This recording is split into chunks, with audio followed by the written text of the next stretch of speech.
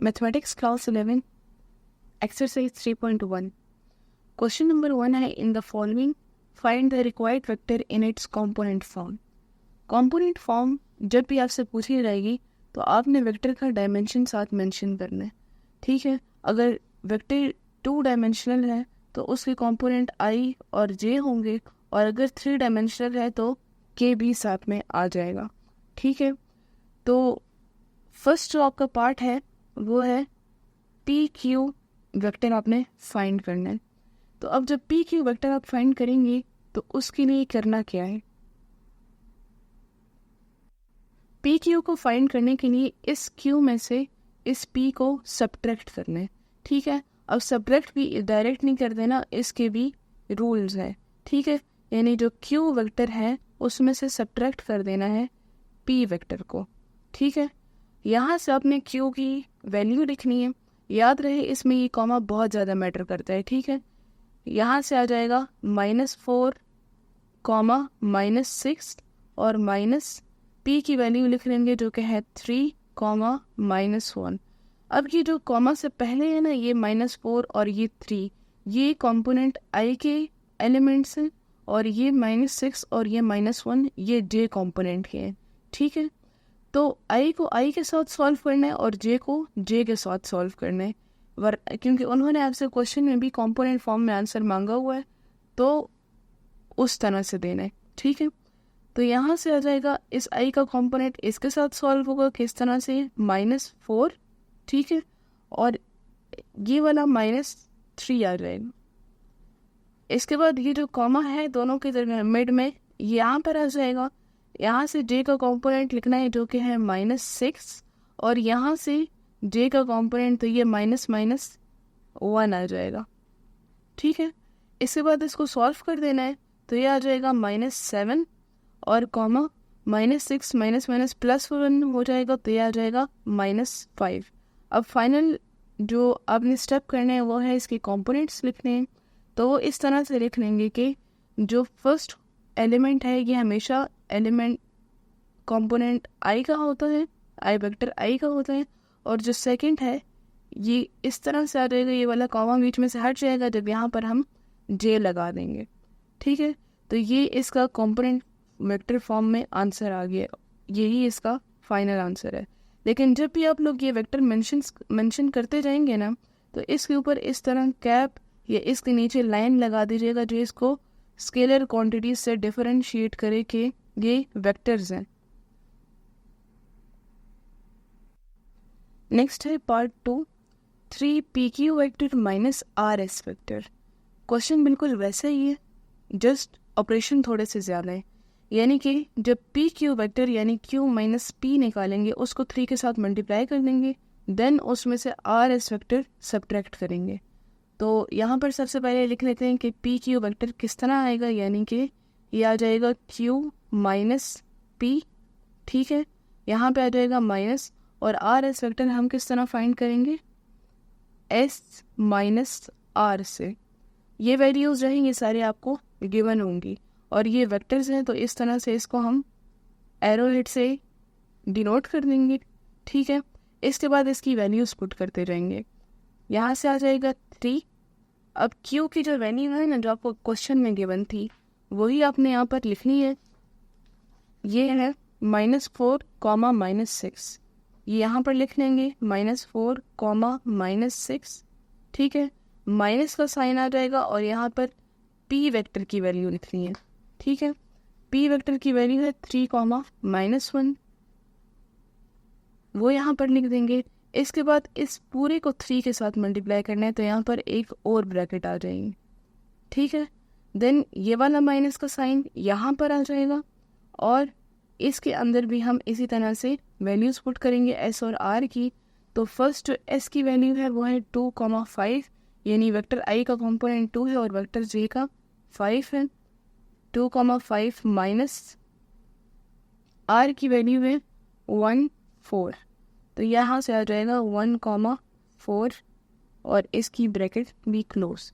ठीक है, इसके बाद से हम इसको सिंपली सॉल्व कर लेंगे तो यहाँ से आ जाएगा 3। अब इसमें जो वेक्टर आई का कंपोनेंट है वो आई के साथ सॉल्व होगा और जो जे का कंपोनेंट है वो जे के साथ सॉल्व होगा। ये बात हमेशा याद रखनी है। तो यहाँ से आ जाएगा -4 और ये माइनस के साथ आई का कंपोनेंट 3 आ जाएगा। ठीक है, इसके बाद ये जो कॉमा है ये मिड में आ जाएगा और जे कंपोनेंट की वैल्यू यहाँ पे है -6 और ये -1 आ जाएगा। यहाँ पे भी एक माइनस और यहाँ पर भी, ये यहाँ पर सॉल्व हो गया। देन जो वेक्टर आई है वो आई के साथ होगा, यहाँ पर भी 2 -1, बीच में साइन आ जाएगा कॉमा। इसके बाद ये जो जे है इस जे के साथ सॉल्व होगा, ये आ जाएगा 5 -4। ठीक है, अब यहाँ से आ जाएगा 3 इंटू ये -4 -3 -7 और -6 माइनस प्लस 5 हो जाएगा, तो ये -5, बीच में साइन आ जाएगा माइनस का। 2 -1 1 होता है और 5 -4 भी 1 होता है। ठीक है, अब नेक्स्ट स्टेप में इसको इसके साथ मल्टीप्लाई कर देना है पूरे को, उसके बाद इसको सब्ट्रैक्ट करना है। तो 3 × 7 आ जाएगा -21 और 3 × 5 आ जाएगा -15।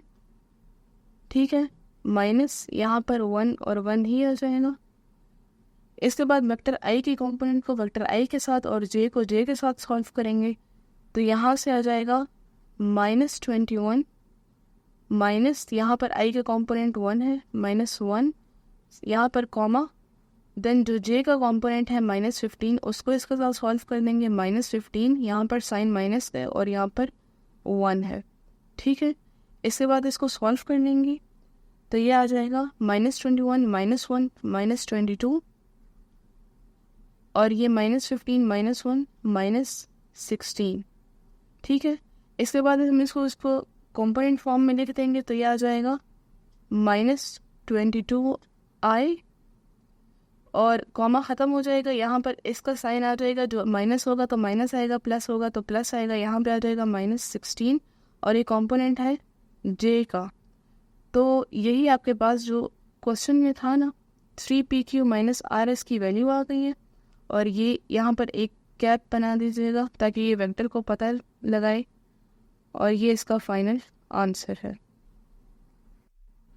नेक्स्ट है पार्ट 3, 2pr + 3ps।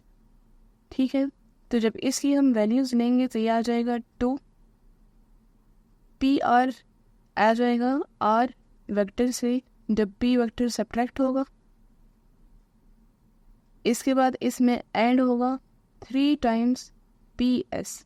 ps किस तरह से रहेगा, जब s वेक्टर से p वेक्टर सब्ट्रैक्ट होगा। ठीक है, हमेशा सेकंड से फर्स्ट सब्ट्रैक्ट होगा, ना ये आपस में मल्टीप्लाई होगा ना कुछ और होगा, सब्ट्रैक्ट होगा हमेशा। ठीक है, तो इसके बाद हम इसकी वैल्यूज इसमें पुट कर देंगे तो यहाँ पे आ जाएगा 2 r - p पुट करना है। ठीक है, तो r की वैल्यू सबसे पहले यहाँ पर है 1 4, ये पुट कर देंगे यहाँ पर 1 4 माइनस p की वैल्यू है 3 -1, ये भी ले लेंगे 3 -1।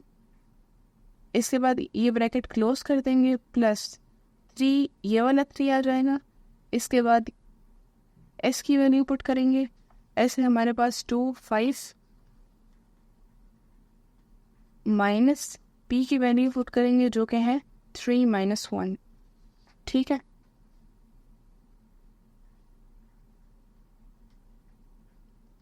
इसके बाद इसको सॉल्व करते रहेंगे। इसमें जो वेक्टर i का कंपोनेंट है वो i के साथ सॉल्व होगा, यानी कि आ जाएगा 1, बीच में यहाँ पर साइन है माइनस का 3। इसके बाद ये कॉमा इसके बाहर आ जाएगा और जो वेक्टर j का कंपोनेंट है यहाँ पर 4। ठीक है, ये इन साइंस के साथ सॉल्व हो जाएगा और ये bracket close, plus 3 × vector i का कंपोनेंट वेक्टर i के साथ ये आ जाएगा 2 -3, वेक्टर j का कंपोनेंट वेक्टर j के साथ ये आ जाएगा 5। यहाँ पर भी एक माइनस है और यहाँ पर भी एक माइनस है, तो इनको इसके साथ लिख देंगे। इसके बाद यहाँ पे आ जाएगा 2 into 1 minus 3 minus 2 comma 4 minus minus 1 plus 1 हो जाएगा, तो यह आ जाएगा 5 प्लस 3 इंटू 2 माइनस 3 माइनस 1 और 5 अगेन माइनस माइनस प्लस 1, तो 5 प्लस 1 6 हो जाएगा। ठीक है, इसके बाद हम इसको मल्टीप्लाई कर देंगे, तो 2 जब 2 से मल्टीप्लाई होगा ये हो जाएगा -4 2 5 टाइम्स 10। ठीक है, प्लस 3 जब -1 से मल्टीप्लाई हो जाएगा तो यह आ जाएगा -3 और 3 6 टाइम्स 18। ठीक है, इसके बाद वेक्टर आई का कंपोनेंट वेक्टर आई के साथ और वेक्टर जे का कंपोनेंट वेक्टर जे के साथ, तो यह आ जाएगा -4 प्लस -3, ये वाला कॉमन दरमियान में आ जाएगा, और 10 वेक्टर जे का कंपोनेंट, यहाँ पे साइन है प्लस का, और यहाँ पर 18, ये भी वेक्टर जे का कंपोनेंट। ठीक है, इसके बाद इसको सॉल्व कर लेंगे, तो -4 -3 आ जाएगा -7 और 10 प्लस 18 28। ठीक है, ये आ गई इसकी फॉर्म आ गई है जो फाइनली सॉल्व हो चुकी है। इसके बाद हम इसके वेक्टर्स इसके साथ मेंशन कर देंगे, तो ये है वेक्टर आई। ठीक है, ये वाला कॉमा तब नहीं आएगा, यहाँ पर साइन आ जाएगा जो इसका होगा, ये है +28 और ये वेक्टर जे, और वेक्टर्स को एक कैप ऊपर लगा दीजिएगा, तो यही इसका फाइनल आंसर है। Mathematics part 4 1/2 PQ + 5/2 PR - 3/2 QS। ठीक है, तो यहाँ से आप सोल्यूशन लिख कर बेशक एक बार इसको दोबारा लिख लें।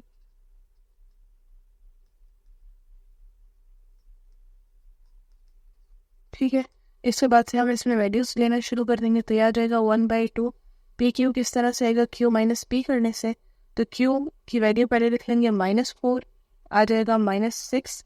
ठीक है, माइनस रहेगा माइनस का, और फिर P की वैल्यू लिख लेंगे, याद रहेगा 3 - 4 प्लस 5/2 P R लिख लेंगे, तो P है R - P आ जाएगा, तो R हमारे पास है 1 4। ठीक है, माइनस P की वैल्यू है 3 - 1।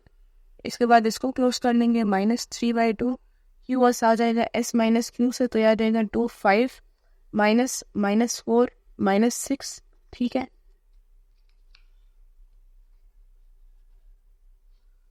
यहाँ से आ जाएगा -6। इसके बाद से यहाँ से इसको सॉल्व कर लेंगे 1/2। ठीक है, आई कॉम्पोनेंट आई के साथ सॉल्व होगा और जे कॉम्पोनेंट जे के साथ सॉल्व होगा, तो यहाँ से आ जाएगा -4 -3 कॉमा -6 -1। ठीक है, प्लस 5/2, इसको भी यहाँ पे इसी तरह सॉल्व करेंगे 1 -3 कॉमा 4 -1। ठीक है, इसके बाद नेक्स्ट भी ऐसे ही सॉल्व हो जाएगा -3/2 इंटू 2 -4। ठीक है, और कॉमा 5 -6। ठीक है, इसके बाद याद से इसको सॉल्व करने की आ जाएगा 1/2। ठीक है, -4 -3 -7 और -6 माइनस प्लस हो जाएगा, तो -6 + 1 -5 प्लस 5/2 इंटू 1 -3 -2। ठीक है, और इसके बाद आ जाएगा 4 -+ +1 5 -3/2 इंटू 2 प्लस 2 + 4 6 और 5 प्लस हो जाएगा, तो 5 + 6 11। इसके बाद इसको अंदर मल्टीप्लाई कर देंगे, तो यह आ जाएगा -7/10 -5/2। ठीक है, यहाँ पे कॉमा है -5/2, इसको यहाँ पे क्लोज कर लेंगे, प्लस माइनस से मल्टीप्लाई होगा, तो यह आ जाएगा -10/2 कॉमा 5 5 25 डिवाइडेड बाई 2। ठीक है, इसके बाद यहाँ पे आ जाएगा -3 6 18 डिवाइडेड बाई 2। ठीक है, और यहाँ पे आ जाएगा 3 11 33 डिवाइडेड बाई 2।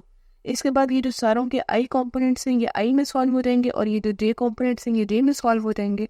ठीक है, तो यहाँ से आ जाएगा -7/2, ये वाला आ जाएगा -10/2, और यहाँ से आ जाएगा -18/2। बेशक आप इसको कैंसिल करके भी सॉल्व कर सकते हैं, लेकिन इस तरह से भी कर सकते हैं, कोई प्रॉब्लम नहीं है। उस तरह से भी आंसर आ जाएगा, इस तरह से भी आ जाएगा। ठीक है, इसके बाद प्लस माइनस माइनस आ जाएगा, ठीक है, ये आ जाएगा -5/2, ठीक है। यहाँ पे प्लस लिख लें ताकि माइनस सारे हम अंदर लिख लें, -5/2 -10/2 -18/2, नहीं -33/2, यहाँ से 25/2 आ जाएगा, ठीक है, -33/2। इसके बाद इनको हम साइमल्टेनियसली सॉल्व कर लेते हैं, तो ये आ जाएगा -35/2, ठीक है। और यहाँ से अंदर साइन माइनस का आ रहा है तो बाहर में माइनस आ जाएगा 13/2, और यही इसका आंसर है। तो यहाँ पे कॉमा लग देंगे, ये जब हम लोग सॉल्व कर रहे हैं तो यहाँ पे कॉमा आ जाएगा, प्लस माइनस नहीं आएगा। नेक्स्ट है part 2। If vector A and B are the position vectors of points, 2 points दिए हुए हैं और ये बताया कि ए और बी वेक्टर के पोजीशन वेक्टर्स हैं। Find the value of M. अब इन दोनों पॉइंट्स में एक वैल्यू जो है वो वेरिएबल छोड़ा हुआ है जो आपने फाइंड करनी है। इसके लिए कंडीशन ये है कि जो ए है और जो बी वेक्टर है ये आपस में कोलिनियर है, ठीक है। अब ए और बी वेक्टर कोलिनियर है, इसका भी हमारे पास एक फॉर्मूला है, वो भी आपको क्वेश्चन में पता चल जाएगा। तो सबसे पहले हम लिखेंगे कि गिवन दैट जो वेक्टर ए है और जो वेक्टर बी है ये पोजीशन वेक्टर्स हैं पॉइंट्स के, तो ये हम लिख देंगे कि vector A and vector B are the, पूरी वही वाली लाइन कॉपी करनी है जो क्वेश्चन में है, ठीक है। Position vectors of points, point 1 है 2 और -7, एंड यहाँ पर आ जाएगा m/2 और 11, ठीक है, रिस्पेक्टिवली। क्योंकि ए रिस्पेक्टिवली का मतलब है कि ए इसका है और बी इसका है, ठीक है, पहले का पहला दूसरे का दूसरा। अब इससे आगे हम इसको सॉल्व करेंगे इस तरह से कि अगर वेक्टर ए जो पोजीशन वेक्टर है वो इस पॉइंट का है, तो यहाँ से हमें ए वेक्टर की वैल्यू पता चल जाएगी, ठीक है, जिसमें इसके कंपोनेंट्स भी इन्वॉल्व होंगे।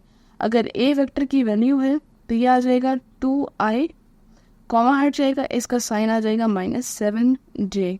ये क्यों है? क्योंकि ये पोजीशन वेक्टर नहीं है, ये ए वेक्टर है। अगर पोजीशन वेक्टर है तो इस तरह की वैल्यू है, अगर ए वेक्टर है तो ये इस तरह की वैल्यू है, फिर इसके कंपोनेंट्स भी साथ में इन्वॉल्व होंगे। और जो बी वेक्टर है ये इनके पास है m/2i, ठीक है, फर्स्ट कंपोनेंट हमेशा i का होता है, प्लस क्योंकि 11 के साथ माइनस नहीं है 11j आ जाएगा, ठीक है। इसके बाद हम इसको सॉल्व करेंगे। अब इसके लिए हमारे पास फॉर्मूला है कि अगर ए और बी कोलिनियर है ना, कि if A vector and B vector are collinear, तो ये हमारे पास इक्वल होगा, ए वेक्टर जो है ना ये हमारे पास इक्वल होगा थीटा बी के, ठीक है। अब वो थीटा क्या है वो भी आपको पता चल जाएगा, अभी यहाँ पे आ जाएगा थीटा बी। तो अब ए वेक्टर की वैल्यू पुट करनी है और बी वेक्टर की वैल्यू पुट करनी है और यहाँ से थीटा निकालना है। तो ए वेक्टर की वैल्यू हम पुट कर लेंगे, ये आ जाएगी 2i - 7j, ठीक है, इज इक्वल्स टू थीटा बाहर आ जाएगा, और जो इसकी वैल्यू है बी की वो पुट कर देंगे m/2i + 11j, ठीक है, यहाँ तक आ जाएगा। अब इसके बाद जो आई वेक्टर आई कंपोनेंट है उसको आई के साथ कर देंगे और जो जे है उसको जे के साथ सॉल्व करेंगे।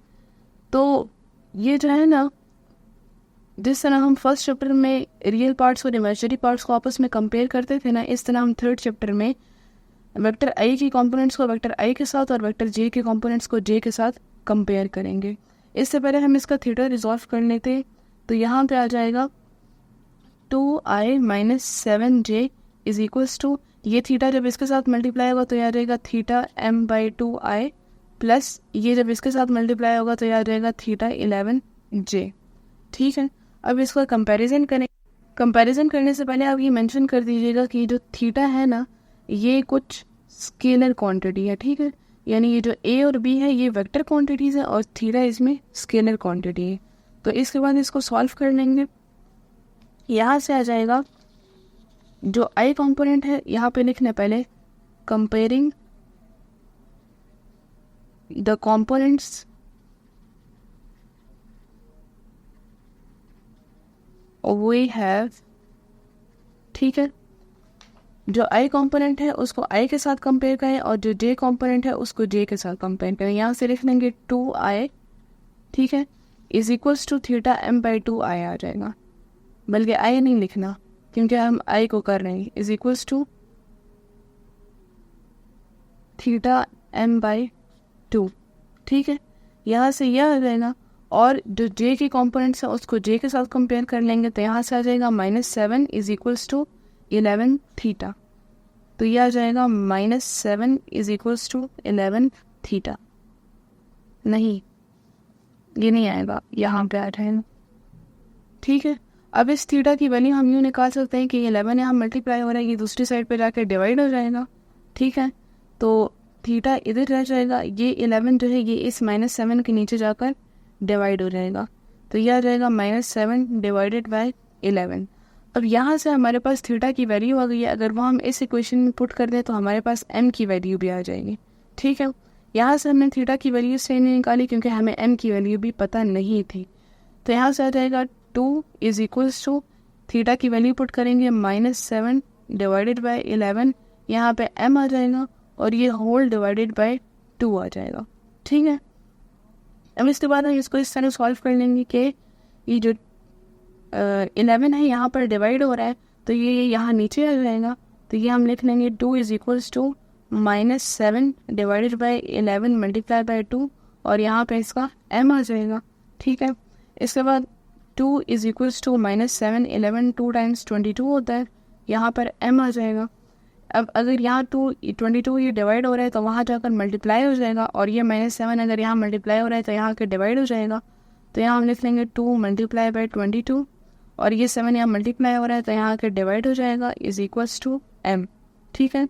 अब m को इस साइड पे लिख लेते हैं और इसको सॉल्व कर लेते हैं। जो 22 जब 2 से मल्टीप्लाई होगा तो यह आ जाएगा 44 डिवाइडेड बाय, और ये माइनस ऊपर ले जाए -7 का तो यह यहाँ पर माइनस आ जाएगा डिवाइडेड बाय 7।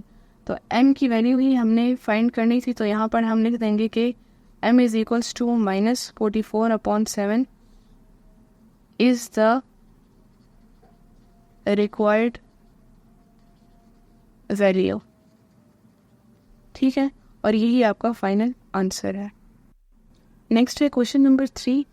अब इस क्वेश्चन में आपको उन्होंने वेक्टर एक्स वाई जी के बजाय या आई जे के बजाय यू वी और डब्ल्यू दिए, लेकिन इसका सॉल्व करने का तरीका बिल्कुल वही होगा, ठीक है। यू वेक्टर के वैल्यू दी है, वी वेक्टर की दी है और डब्ल्यू वेक्टर की दी है। इसमें एक इक्वेशन दी गई है आपको u - 2x is equals to x - w plus 3v, जिसमें से आपने x को फाइंड आउट करना है, ठीक है। अब इस x को हम कैसे फाइंड आउट करेंगे, सबसे पहले तो अपनी इक्वेशन लिख लेंगे, ठीक है। u - 2x is equals to x - w plus 3v। अब इसके ऊपर ये कैप बना दीजिएगा ताकि ये पता चले कि ये वेक्टर क्वांटिटीज़ हैं, स्केलर नहीं है। अब इसके बाद इसको थोड़ा सा सॉल्व करना है वैल्यूज पुट करने से पहले, ठीक है। अपने क्वेश्चन पर गौर करें, हमें कहा है फाइंड x, ठीक है। तो इसका मतलब है क्या, इस क्वेश्चन में जितनी भी x की वैल्यूज़ है ना इस इक्वेशन में, वो हम एक तरफ ले जाएं और बाकी सारा दूसरी तरफ रख लें। अब अगर ये x की वैल्यूज़ में राइट साइड पर शिफ्ट कर दूँ तो यूँ हो जाएगा कि यहाँ पे u रह जाएगा, ठीक है। ये w यहाँ पर माइनस हो रहा है तो यहाँ आकर ये प्लस हो जाएगा, प्लस w, और ये वेक्टर है। ये 3v यहाँ प्लस हो रहा है तो यहाँ जाके -3v हो जाएगा और ये वेक्टर में यहाँ पर एक ये x है तो ये एज इट इज़ आ जाएगा बिकॉज इसकी हम जगह चेंज नहीं कर रहे। ये वाला x जब -2x यहाँ से शिफ्ट होगा तो यहाँ पर आ जाके ये हो जाएगा +2x, ठीक है। तो अब ये आ जाएगा, अगर इसको अगेन हम इस तरफ ले जाएं, x + 2x हमारे पास हो जाएगा 3x, ठीक है। और इस इक्वल्स टू को मैं यहाँ लिख लें तो यहाँ पे आ जाएगा u + w - 3v, ठीक है। सिर्फ इसकी जगह चेंज किए, ये यहाँ पर सॉल्व कर दिए और ये यहाँ पर सॉल्व कर दिए, और इससे साइन वगैरह या टर्म्स शिफ्ट नहीं की। अब इसका फ़ायदा ये हुआ है कि यहाँ से जब हम सिर्फ x की वैल्यू निकाल लेंगे, ठीक है, तो यहाँ से हम लिख लेंगे 3x ऐसे ही आ जाएगा is equals to u vector की वैल्यू पुट कर देनी है। अब u की वेक्टर है ना यहाँ पर, ठीक है, तो वेक्टर की वैल्यू जब भी हम पुट करते हैं ना तो उसमें आ जाता है और उसके जो कंपोनेंट्स होते हैं वो इन्वॉल्व होता है। तो यहाँ पर -1 और 1 है, तो यहाँ पर जब इसके कॉम्पोनेंट्स आएंगे तो ये -i हो जाएगा। ठीक है, आप क्वेश्चन जो एक्सरसाइज के बाकी क्वेश्चन हैं उसको भी इस तरह से सॉल्व कर सकते हैं, कोई प्रॉब्लम नहीं है। और बीच में साइन आ जाएगा प्लस का, और जो सेकंड है वो भी 1 है, तो 1 यानी j आ जाएगा, प्लस w आ जाएगा, ये है 3, और इसके साथ i आ जाएगा +4j, इसके बाद -3 क्योंकि यहाँ पर -3 है, और v की वैल्यू आ जाएगी जो कि 0i है प्लस 1j है, तो सिर्फ j आ जाएगा। ठीक है, इसके बाद हम इसको सॉल्व कर लेंगे, कंपोनेंट i को कंपोनेंट i के साथ और j को j के साथ। तो i जब यहाँ से सॉल्व होगा ये आ जाएगा -i प्लस 3i, और यहाँ पे 0 है तो उसको सॉल्व करें या ना करें कोई फ़र्क नहीं पड़ता। ठीक है, इसके बाद j कंपोनेंट्स को सॉल्व करेंगे तो यहाँ से आ जाएगा j प्लस 4j, और यहाँ से डायरेक्ट j नहीं लिख लेना, ये असल में इस 3 के साथ मल्टीप्लाई भी हो रहा है, और ये 3 माइनस का है, तो यहाँ पे तो 0 था, उसके साथ कोई फ़र्क नहीं पड़ा था, बेशक आप एक स्टेप में वो सॉल्व कर लीजिएगा। यहाँ से आ जाएगा -3j। ठीक है, तो ये i है, j नहीं है। ठीक है, अब इसको हम सॉल्व कर लेंगे, -1 प्लस 3 हो जाएगा हमारे पास 2i। ठीक है, और यहाँ पे जब ये सॉल्व हो जाएगा तो यहाँ पे कॉमा आ जाएगा। ठीक है, कॉमा आ जाएगा, j प्लस 4j हो जाएगा 5j, -3j अगेन 2j। ठीक है, तो 2i 2j हमारे पास वैल्यू आ गई है इसकी। ये जो प्लस है ना, ये प्लस ही चलता आ रहा है इक्वेशन से। ठीक है, तो इसको आपने प्लस ही रखना है, कॉमा में चेंज नहीं करना। ठीक है, वो जब हम लोग इसके फाइनल उस तक पहुंच जाते हैं ना, जब यहाँ पर नहीं होता कोई साइन, तो तब ये लिखाते हैं।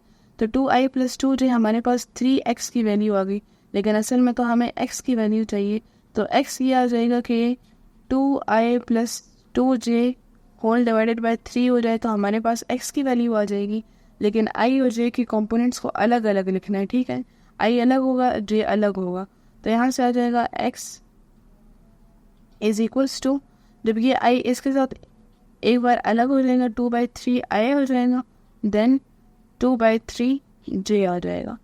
तो हमारे पास ये x की वैल्यू आ गई जो इस इक्वेशन से आ सकती थी, और यही आपका फाइनल आंसर है। नेक्स्ट है part 2, find vector u and vector v। अब ये दोनों वैल्यूज आपने पुट करनी है, उन्होंने आपको कुछ कंडीशंस दी हुई हैं कि जो वेक्टर u वेक्टर v है इनका ऐड करें तो पॉइंट ये है, और अगर 3 और 2 से मल्टीप्लाई होने के बाद ये पॉइंट है। ठीक है, तो सबसे पहले हम इस क्वेश्चन में जो कुछ हमें गिवन है वो लिख लेते हैं। तो यहाँ से आ जाएगा गिवन दैट। ठीक है, गिवन दैट क्या है कि vector u plus vector v, अब ये इसका पोजीशन वेक्टर दिया हुआ है। ठीक है, तो हम इसको सिर्फ वेक्टर के फॉर्म में लिख लेंगे क्योंकि हमने इसकी इक्वेशन सॉल्व करनी है, तो उसमें इसके कंपोनेंट्स भी इन्वॉल्व होंगे। तो यह आ जाएगा 2i माइनस 3j। ठीक है, फर्स्ट कंपोनेंट हमेशा i होता है, सेकंड j होता है। इसके बाद, और ये वेक्टर है तो इस पर कैप बना दीजिएगा। इसके बाद जो सेकंड कंडीशन हमें गिवन है वो भी लिख लेंगे। यहाँ पे आ जाएगा 3u प्लस 2v, और ये आ जाएगा -1 है तो -i आ जाएगा प्लस 2j। ठीक है, तो ये हमारे पास दोनों जो इक्वेशन गिवन है, इसको इक्वेशन 1 लेट कर लेते हैं, इसको इक्वेशन 2 लेट कर लेते हैं। ठीक है, तो अब इस इक्वेशन 1 और 2 को हम इस तरह से सॉल्व करेंगे कि हमारे पास या तो u की वैल्यू आ जाए या तो v की वैल्यू आ जाए। ठीक है, तो इसमें कुछ भी सिमिलर नहीं है, ना डिसिमिलर है ना सिमिलर है। तो सबसे पहले हम इक्वेशन 1 को इनमें से किसी एक एलिमेंट के साथ मल्टीप्लाई कर देंगे, उसके बाद इसको सॉल्व कर लेते हैं। तो लेट्स से कि हम इक्वेशन 1 को 2 के साथ मल्टीप्लाई कर देंगे ताकि इसका v कैंसिल हो जाए। ठीक है, तो यहाँ पे हम लिख लेंगे कि मल्टीप्लाइंग इक्वेशन 1 बाय 2। ये 2 के साथ हम क्यों मल्टीप्लाई कर रहे हैं कि या तो हम इसको 3 के साथ मल्टीप्लाई कर सकते हैं या हम इसको 2 के साथ मल्टीप्लाई कर सकते हैं। तो आप इसको 3 के साथ भी कर लेंगे, u कैंसिल हो जाएगा, मैं इसको 2 के साथ कर लूँ ताकि v कैंसिल हो जाए। तो इसके बाद यहाँ पर करेंगे कि जब 2 से ये मल्टीप्लाई हो जाएगा एंड देन सब्ट्रैक्ट। ये रूल आपको पता होगा, फर्स्ट चैप्टर में किया होगा कि जब भी सेम साइन होते हैं तो हम इक्वेशंस को माइनस करते हैं, और अगर सेम साइन नहीं होते, डिफरेंट साइन होते हैं, तो इक्वेशन को प्लस करते हैं। अब यहाँ पर देखें, ये भी प्लस है, ये भी प्लस है, ठीक है। इसको हम 2 से मल्टीप्लाई करके इसके जैसा बना देंगे, और साइन सेम हो जाएंगे तो हम इसको सब्ट्रैक्ट कर देंगे इक्वेशन 2 फ्रॉम इट। जो हमारे पास इक्वेशन 3 बनेगी उसमें से हम इक्वेशन 2 को सॉल्व कर देंगे। सारी एक ही स्टेटमेंट में लिख देंगे ताकि बार बार ना लिखना पड़े। तो सबसे पहले हमने क्या करना है, इक्वेशन 1 को 2 के साथ मल्टीप्लाई करना है। तो 2 के साथ यू मल्टीप्लाई होगा कि पूरी इक्वेशन 1 यहाँ लिख लेंगे, u plus v is equals to, ये 2 जो है ना राइट साइड पर भी इसके साथ मल्टीप्लाई होगा, तो 2i माइनस 3j, ठीक है। ये सेम रखिएगा, ये मैंने एक तरफ कैप और दूसरी तरफ से एरो हेड लगा दिए। तो इसके बाद ये जब इसके साथ मल्टीप्लाई हो जाएगा तो यह आ जाएगा 2u प्लस 2v, ठीक है। इसके बाद ये जब इसके साथ मल्टीप्लाई होगा तो 4i माइनस 2 3 टाइम्स 6j, ये आ जाएगा, ठीक है। इसके बाद हम इससे किसी एक, ये इसको हम नेट कर लेते हैं इक्वेशन 3, ठीक है। अब इक्वेशन 3 में से इक्वेशन 2 को सब्ट्रैक्ट करना है, तो वो लिख लेंगे यहाँ पर। बल्कि जब यहाँ पे आप लिख रहे होंगे ना तो यहाँ पे एक बार मेंशन कर दीजिएगा, फ्रॉम इट के बजाय फ्रॉम 3 लिख दीजिएगा, ठीक है, ताकि वो ज़्यादा आसान हो जाए। तो अब जो फ्रॉम 3 जो है वो ऊपर लिख लेंगे, 2u plus 2v is equals to 4i minus 6j, ठीक है। और इसमें से सब्ट्रैक्ट करनी है इक्वेशन 2, तो यह आ जाएगा 3u plus 2v is equals to minus i plus 2j, ठीक है। अब हम इसको सब्ट्रैक्ट करें तो सब्ट्रैक्ट में सारे साइन चेंज हो जाते हैं। इसके साथ प्लस है तो माइनस हो जाएगा, इसके साथ प्लस है तो माइनस हो जाएगा, माइनस है तो प्लस हो जाएगा, और प्लस है तो माइनस हो जाएगा। अब अगर हम इसको देखें तो 2v माइनस 2v ये कैंसिल हो जाएंगे, 2u माइनस 3u ये माइनस u आ जाएगा, 2 माइनस 3 माइनस 1 होता है तो माइनस u आ जाएगा, ठीक है। 4 प्लस 5 आ जाएगा, 4 प्लस 1 आ जाएगा 5i minus 6 minus 2 minus 8j, ठीक है। ये हमारे पास माइनस u की वैल्यू आ गई। तो अगर हम इसको प्लस u में कन्वर्ट करना चाहते हैं तो यहाँ से माइनस कॉमन कर लेंगे, माइनस कॉमन कर लेंगे तो ये हो जाएगा माइनस 5i प्लस 8j, ठीक है। ये आ गई हमारे पास u की वैल्यू, ठीक है। अब जो इक्वेशन में 2 चीज़ें पूछी थी, फाइंड u एंड v, तो उसमें से एक u जो है ये हमारे पास आ चुका। अब ये जब u की वैल्यू आई है ना, इसको आप इक्वेशन 1 में पुट कर दें या इक्वेशन 2 किसी एक में पुट कर देंगे तो आपके पास v की वैल्यू आ जाएगी, ठीक है। तो यहाँ से हम ले लेते हैं कि पुट, ठीक है, जो u की वैल्यू है ना, पुट u इस तरह इन्वर्टेड कॉमास में लिखते हैं, पूरा लिखने की ज़रूरत नहीं है। इन इक्वेशन 1 में, फॉर एग्जांपल हम इसे इक्वेशन 1 में पुट कर लेते हैं, तो इक्वेशन 1 जो है वो पूरी की पूरी लिखनी पड़ेगी सबसे पहले, ठीक है। ये यहाँ से लिख लेंगे u plus v is equals to 2i minus 3j, u plus v is equals to 2i minus 3j, ठीक है। और ये सारे वेक्टर्स हैं, इसको हर एक पॉइंट पर मेंशन करना है कि ये वेक्टर्स हैं। इसके ऊपर एरो हेड कैप या कुछ लगा देना है ताकि ये डिफरेंशिएट रहें उनसे। तो इसके बाद इसकी जो u की वैल्यू हमें पता है वो लिख देंगे, ये वो है minus 5i plus 8j, minus 5i plus 8j, ये आ जाएगी plus v is equals to 2i minus 3j, ठीक है। ये आपस में सॉल्व नहीं होंगे क्योंकि एक कॉम्पोनेंट i का है और दूसरा j का है। तो इसके बाद यहाँ पर ये जो है सारा प्लस हो रहा है, ठीक है। तो ये अगर हम इस तरह कर लें कि जो इसमें वैल्यूज प्लस हो रही है और जो माइनस हो रही है उसको अलग अलग करके एक बार ब्रैकेट से बाहर लिख दें, minus 5i plus 8j plus v vector आ जाएगा is equals to 2i minus 3j vector आ जाएगा। ठीक है, अब जो वैल्यूज़ यहाँ पे माइनस हो रही है वो उस साइड पर जाकर प्लस हो जाएंगी और जो प्लस हो रही है वो माइनस हो जाएंगी। ठीक है, तो वी वेक्टर ऐसे आ जाएगा यहाँ पर। तो इसको एक बार हम लिख लेंगे 2i माइनस 3j। अब ये -5i है तो ये जब इस तरफ आएगा तो ये +5i हो जाएगा। ठीक है, और ये +8j है तो यहाँ पर आकर ये -8j हो जाएगा। यहाँ पे v वेक्टर आ जाएगा। तो अब i कंपोनेंट को i के साथ सॉल्व कर देंगे और j कंपोनेंट को j के साथ सॉल्व कर देंगे। तो 2 + 5 हमारे पास आ जाएगा 7i। ठीक है, और -3 -8 आ जाएगा -11j। तो v वेक्टर की वैल्यू भी फाइंड आउट कर ली। तो जो क्वेश्चन में हमसे पूछा था ना कि find value of u and v, तो यहाँ पर हम अलग से एक बार बता देंगे कि जो u है वो हमारे पास इक्वल आ गया है -5i + 8j। ठीक है, और जो v वेक्टर है वो आ गया है 7i - 11j। इसको भी इस तरह से मेंशन कर दीजिएगा, जहाँ पर मैंने नहीं किया वहाँ पर भी कर दीजिएगा, यहाँ पर हेंस लिख दीजिएगा ताकि ये आपका फाइनल आंसर लगे।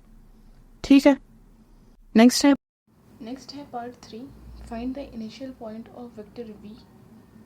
वेक्टर v आपको दिया गया है -3 1 2। अब इसमें -3 कंपोनेंट i है, 1 j है और 2 k है। ठीक है, ये 3 डायमेंशनल वेक्टर है।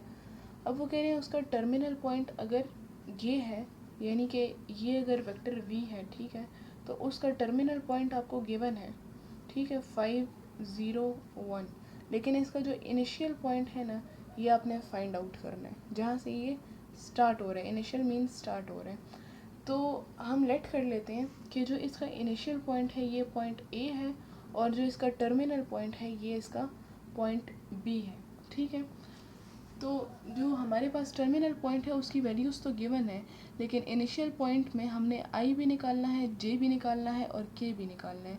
तो उसकी वैल्यूज़ हम एक्स वाई और जी लेट कर लेते हैं। ठीक है, यानी एक्स आई का है, वाई जे का है और जी के कंपोनेंट है।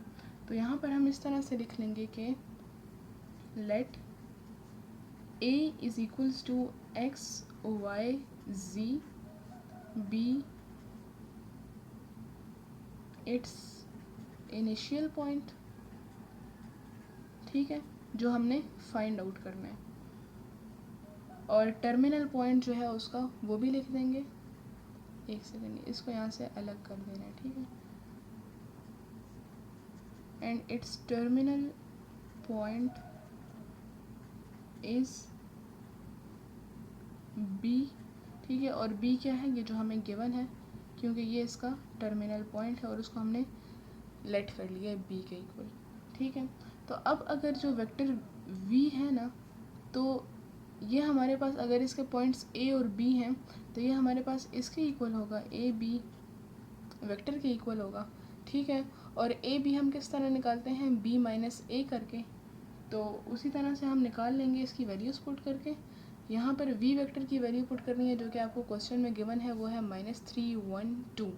ठीक है, यहाँ पर हम v वेक्टर की वैल्यू पुट कर लेंगे -3 1 2 is equals to a - b हम किस तरह से निकालते हैं, b - a करके। यहाँ पर लिख दीजिएगा कि a b जो है ये b वेक्टर - a वेक्टर है। ठीक है, तो अब यहाँ से हम b - a करके अपनी वैल्यूज़ निकाल लेंगे। सबसे पहले हम b की वैल्यू पुट कर देंगे जो कि है 5 0 और 1। ठीक है, देन a की वैल्यू पुट कर देंगे जो कि हमने लेट किया है, एज्यूम किया है x y एंड z करके। ठीक है, इसको आपस में क्लोज कर दें, या ना भी करें तो कोई फ़र्क नहीं पड़ता, क्योंकि हम जब x y z की वैल्यू निकाल रहे हैं ना तो हमें बाकी टर्म्स को शिफ्ट करना पड़ेगा। ठीक है, तो यहाँ पर ये x y z माइनस हो रहा है तो ये लेफ़्ट साइड पर जाकर प्लस हो जाएगा। ठीक है, तो हम इसको इसी तरह से लिख देंगे कि, और ये हम यहाँ पर प्लस हो रहा है तो ये राइट साइड पर जाकर माइनस हो जाएगा। तो इसको अगर हम यहाँ से शिफ्ट कर लें, ठीक है, बेशक आप लोग ये ब्रैकेट्स ना लगाइएगा ताकि ज़्यादा प्रॉब्लम ना हो। तो इसको अगर हम यहाँ से शिफ्ट कर लें तो ये x y z आ जाएगा। ठीक है, ये माइनस यहाँ आकर प्लस हो जाएगा, और ये 5 0 1 ऐसे ही आ जाएगा, और ये वाला प्लस जो टर्म हो रही है यहाँ पर v, वो यहाँ आकर माइनस हो जाएगी। तो ये आ जाएगा -3 1 2। ठीक है, इसके बाद जो एक्स वाई जी टर्म है ये 1 बाय 1 आती रहेगी, यानी आई कॉम्पोनेंट को हम आई के साथ सॉल्व करेंगे, जे कॉम्पोनेंट को जे के साथ सॉल्व करेंगे और के कॉम्पोनेंट को के साथ सॉल्व करेंगे। तो सबसे पहले हम कर लेते हैं कि 5 माइनस और ये वाला -3 आ जाएगा। ठीक है, इसमें दरम्यान में लग जाएगा कॉमा या ब्रैकेट लगा सकते हैं, कॉमा ज़्यादा अच्छा है। यहाँ से जे कॉम्पोनेंट आ जाएगा 0, यहाँ से आ जाएगा माइनस और यहाँ पे जे कॉम्पोनेंट है 1। ठीक है, फिर कॉमा, यहाँ पर के कॉम्पोनेंट 1 है, साइन आ जाएगा माइनस का, और यहाँ पर के कॉम्पोनेंट 2 है। तो ये सारे आई जे और के सॉल्व हो गया। ठीक है, अब 5 माइनस प्लस 3, 5 प्लस 3 हो जाएगा 8, 0 माइनस 1 हो जाएगा -1 और 1 माइनस 2 भी आ जाएगा -1। ठीक है, तो जो हमारे पास वेक्टर अननोन था इसका इनिशियल पॉइंट एक्स वाई जी जिसको लेट किया था, ठीक है, तो वो हमारे पास इक्वल आ गया है 8 -1 के, यानी इसमें x 8 है i कॉम्पोनेंट, y -1 है और z भी -1 है। यही इसका फाइनल आंसर है। नेक्स्ट है क्वेश्चन नंबर 4 का part 1, find the value of m for which the vector a, उसकी वैल्यू दी है is parallel to vector b। अब इससे पहले भी हम एक क्वेश्चन सॉल्व कर चुके हैं जिसमें हमें वैल्यू ऑफ m निकालनी थी। इन दोनों में डिफरेंस समझ लें कि वहाँ पर आपको 3 पॉइंट्स गिवन थे a b c। ठीक है, तो उसमें से आपने क्या किया था कि a b plus B C को इक्वल ले लिया था, यहाँ पे अगर कहें ए सी के। ठीक है, तो ये आपके पास प्रूफ कर रहा था कि जो पैरेलल या कोलिनियर ये एक ही बात है। ठीक है, ये पैरेलल कोलिनियर परपेंडिकुलर ये सारी एक ही चीज़ है। तो अगर 3 कंपोनेंट्स गिवन होंगे तो उसको आप इस तरह से प्रूफ करेंगे। ठीक है, और अगर 2 कंपोनेंट होंगे, फॉर एग्जांपल ए वेक्टर है और बी वेक्टर है, ठीक है, जिस तरह यहाँ पर गिवन है, तो इसको आप ले लेंगे कि जो वेक्टर ए है ना ये थीटा बी लेमडा बी या किसी भी और चीज़ के इक्वल है। ठीक है, इसका मतलब ये है कि ये जो थीटा है ना ये कोई सा भी स्केलर है और ये जो ए और बी है ये वेक्टर है। ठीक है, तो ये क्लियर हो चुका होगा। अब यहाँ पर आपको देखें तो आपको 2 कंपोनेंट्स गिवन है, तो इसका मतलब है कि सेकंड वाली कंडीशन इस पर अप्लाई होगी। ठीक है, तो सबसे पहले हम लिख लेते हैं कि द वेक्टर्स ए, ठीक है, vector A and vector B will be parallel. अब ये पैरेलल किस तरह से होंगे? ठीक है, इसकी एक स्पेसिफिक कंडीशन है, इफ़ लगाकर हम वो बताएंगे कि if A vector is equals to theta B. Theta और कई बुक्स में इसकी जगह लेमडा भी यूज़ होता है, तो आपने इसमें परेशान नहीं होना, आप इसमें लेमडा भी लगा सकते हैं। अब ये जो थीटा है ये कोई सा भी स्केलर है। ठीक है, ये आप मेंशन भी कर दें कि theta belongs to something scalar और ए और बी जो है यहाँ पर वेक्टर्स हैं। अब ये जो हमारी इक्वेशन है ना a is equals to theta b, इसी से हमारे पास m की वैल्यू भी आएगी। तो यहाँ से हम लिख लेते हैं कि a is equals to theta B. अब इसमें वेक्टर a की वैल्यू पुट करें, वेक्टर a की वैल्यू आपके पास यहाँ से आ जाएगी। ठीक, तो इसमें यही वेक्टर a की वैल्यू पुट कर देंगे जो कि है 3i plus 4j minus 9k is equals to theta, और b की वैल्यू है हमारे पास i plus M J minus 3k, तो i plus M J minus 3k। ठीक है, अब इसको इस तरह डैश लगा दीजिएगा ताकि ये वेक्टर लगे। इसके बाद हम इसको क्या कर सकते हैं कि इस थीटा को अंदर मल्टीप्लाई कर लें, तो यहाँ से आ जाएगा 3i plus 4j minus 9k। ठीक है, और इज इक्वल्स टू, अब ये थीटा जब i के साथ मल्टीप्लाई हो जाएगा तो आ जाएगा ये थीटा i प्लस ये जब इसके साथ मल्टीप्लाई होगा तो ये हो जाएगा m theta j minus 3k के साथ जब मल्टीप्लाई होगा तो 3 थीटा k आ जाएगा। ठीक है, अब इसके बाद हम क्या करते हैं कि दोनों साइड्स पर हमारे पास i और j की जो वैल्यूज़ हैं वो डिफाइंड हैं। तो जिस तरह फर्स्ट चैप्टर का मैंने पहले भी रेफरेंस दिया था कि उधर आप रियल और इमेजिनरी पार्ट्स को आगे कंपेयर करते थे, तो यहाँ पर हम वेक्टर आई को वेक्टर आई के साथ, जे को जे के साथ और के को कंपेयर कर सकते हैं। ठीक है, सारों से वैल्यूज़ आ जाएंगी। तो हम यहाँ पर लिख लेते हैं कि कंपेयरिंग, ठीक है, ये ओ है, the components comparing the components करने के बाद ये कर सकते हैं कि आई के कंपोनेंट सबसे पहले कर लें। तो यहाँ से अगर मैं थीटा ले लूँ, ठीक है, तो यहाँ पर आई का कंपोनेंट क्या है 3। आई और आई लिखने की ज़रूरत नहीं है क्योंकि दोनों आई के ही कंपोनेंट्स हैं। तो इससे हमारे पास वैल्यू आ गई थीटा जो इक्वल है 3 के, ठीक है, डायरेक्ट ही आ गई, ज़्यादा सॉल्व नहीं करना पड़ा। इसके बाद हम जे के कंपोनेंट को कंपेयर कर लेते हैं। तो जे यहाँ पर है एम थीटा, ठीक है, जे के साथ क्या है एम थीटा, और ये पॉजिटिव है, इज इक्वल्स टू यहाँ पर क्या है 4, ठीक है, +4, यहाँ पर ये 4 आ गया। इसके बाद हम इसको मज़ीद सॉल्व कर सकते हैं कि थीटा की वैल्यू हमारे पास पिछले कंपैरिजन से आ गई है, तो यह रहेगा m into 3 is equals to 4। अब ये 3 यहाँ पर मल्टीप्लाई हो रहा है तो ये राइट साइड जाकर डिवाइड हो जाएगा, तो m is equals to 4 divided by 3। तो जो क्वेश्चन में उन्होंने हमसे m की वैल्यू मांगी थी ना, वो आ गई है, m इज इक्वल्स टू 4/3 आपका फाइनल आंसर है। नेक्स्ट है part 2, find the value of lambda, ठीक है। अभी तक हम m की वैल्यूज़ फाइंड कर रहे थे, अब lambda for which the points p, q and r are collinear given that i plus 2j plus 3k minus 2i plus 3j plus 5k and lambda i minus k are the position vectors, ठीक है। अब ये position vectors हैं, points नहीं है। Points इसके क्या हैं p, q and r respectively. Respectively क्या मतलब फर्स्ट का फर्स्ट, सेकंड का सेकंड एंड थर्ड का थर्ड, ठीक है। अब अगर हमने इसके पॉइंट्स निकालने हैं इन पोजीशन वेक्टर्स से, ठीक है, पहले हम पॉइंट्स से पोजीशन वेक्टर निकालते थे, क्या करते थे उसमें आई, जे और के ऐड कर देते थे। अब अगर हमने इससे पॉइंट्स निकालने हैं ना, तो हम इससे आई, जे और के रिमूव कर देंगे। अगेन ये 3 टर्म्स वाली कंडीशन है, ठीक है, पी, क्यू, आर। तो मैंने आपको क्या बताया था कि अगर ये कोलिनियर है ना या फिर ये परपेंडिकुलर है, ठीक है, कोलिनियर, तो क्या कंडीशन होगी P Q plus Q R is equals to P R, ठीक है। एक बार पी क्यू के साथ, एक बार क्यू आर के साथ और एक बार पी आर के साथ, ये इसने सेटिस्फाई करना होगा तभी ये कोलिनियर है, ठीक है। और अगर वो हमें कह रहे हैं कि ये कोलिनियर है, इसका मतलब है कि ये इक्वेशन सेटिस्फाइड है। तो सबसे पहले हम इससे पॉइंट्स निकाल लेते हैं, बिकॉज हमें यहाँ पर पोजीशन वेक्टर्स नहीं चाहिए, हमें पॉइंट्स चाहिए, ठीक है। तो यहाँ पर लिख लेंगे कि इफ़, या चलें डायरेक्ट स्टार्ट कर लेते हैं कि i plus 2j plus 3k, ठीक है, i plus 2j plus 3k is position vector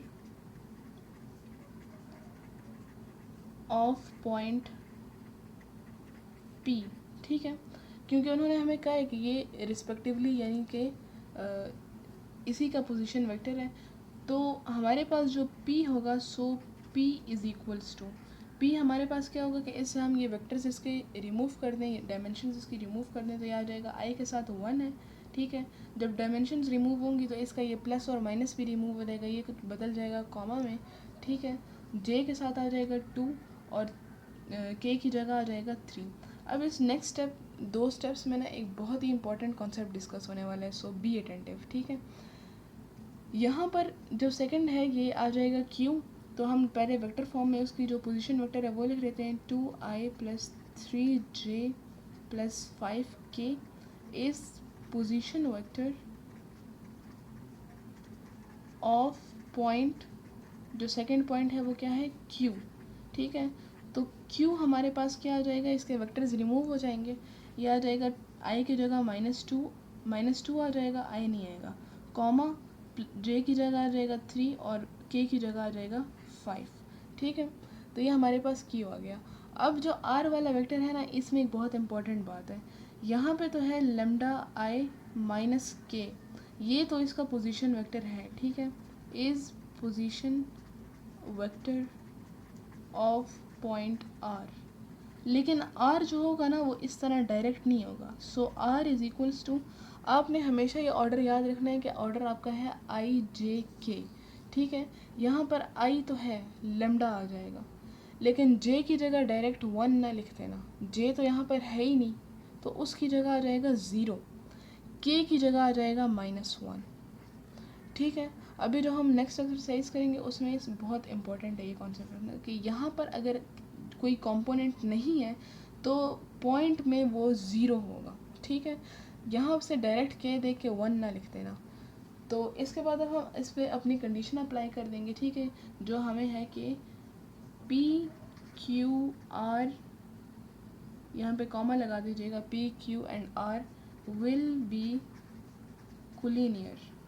कुलीनियर, perpendicular या पैरेलल, सारी एक ही बात है, ठीक है।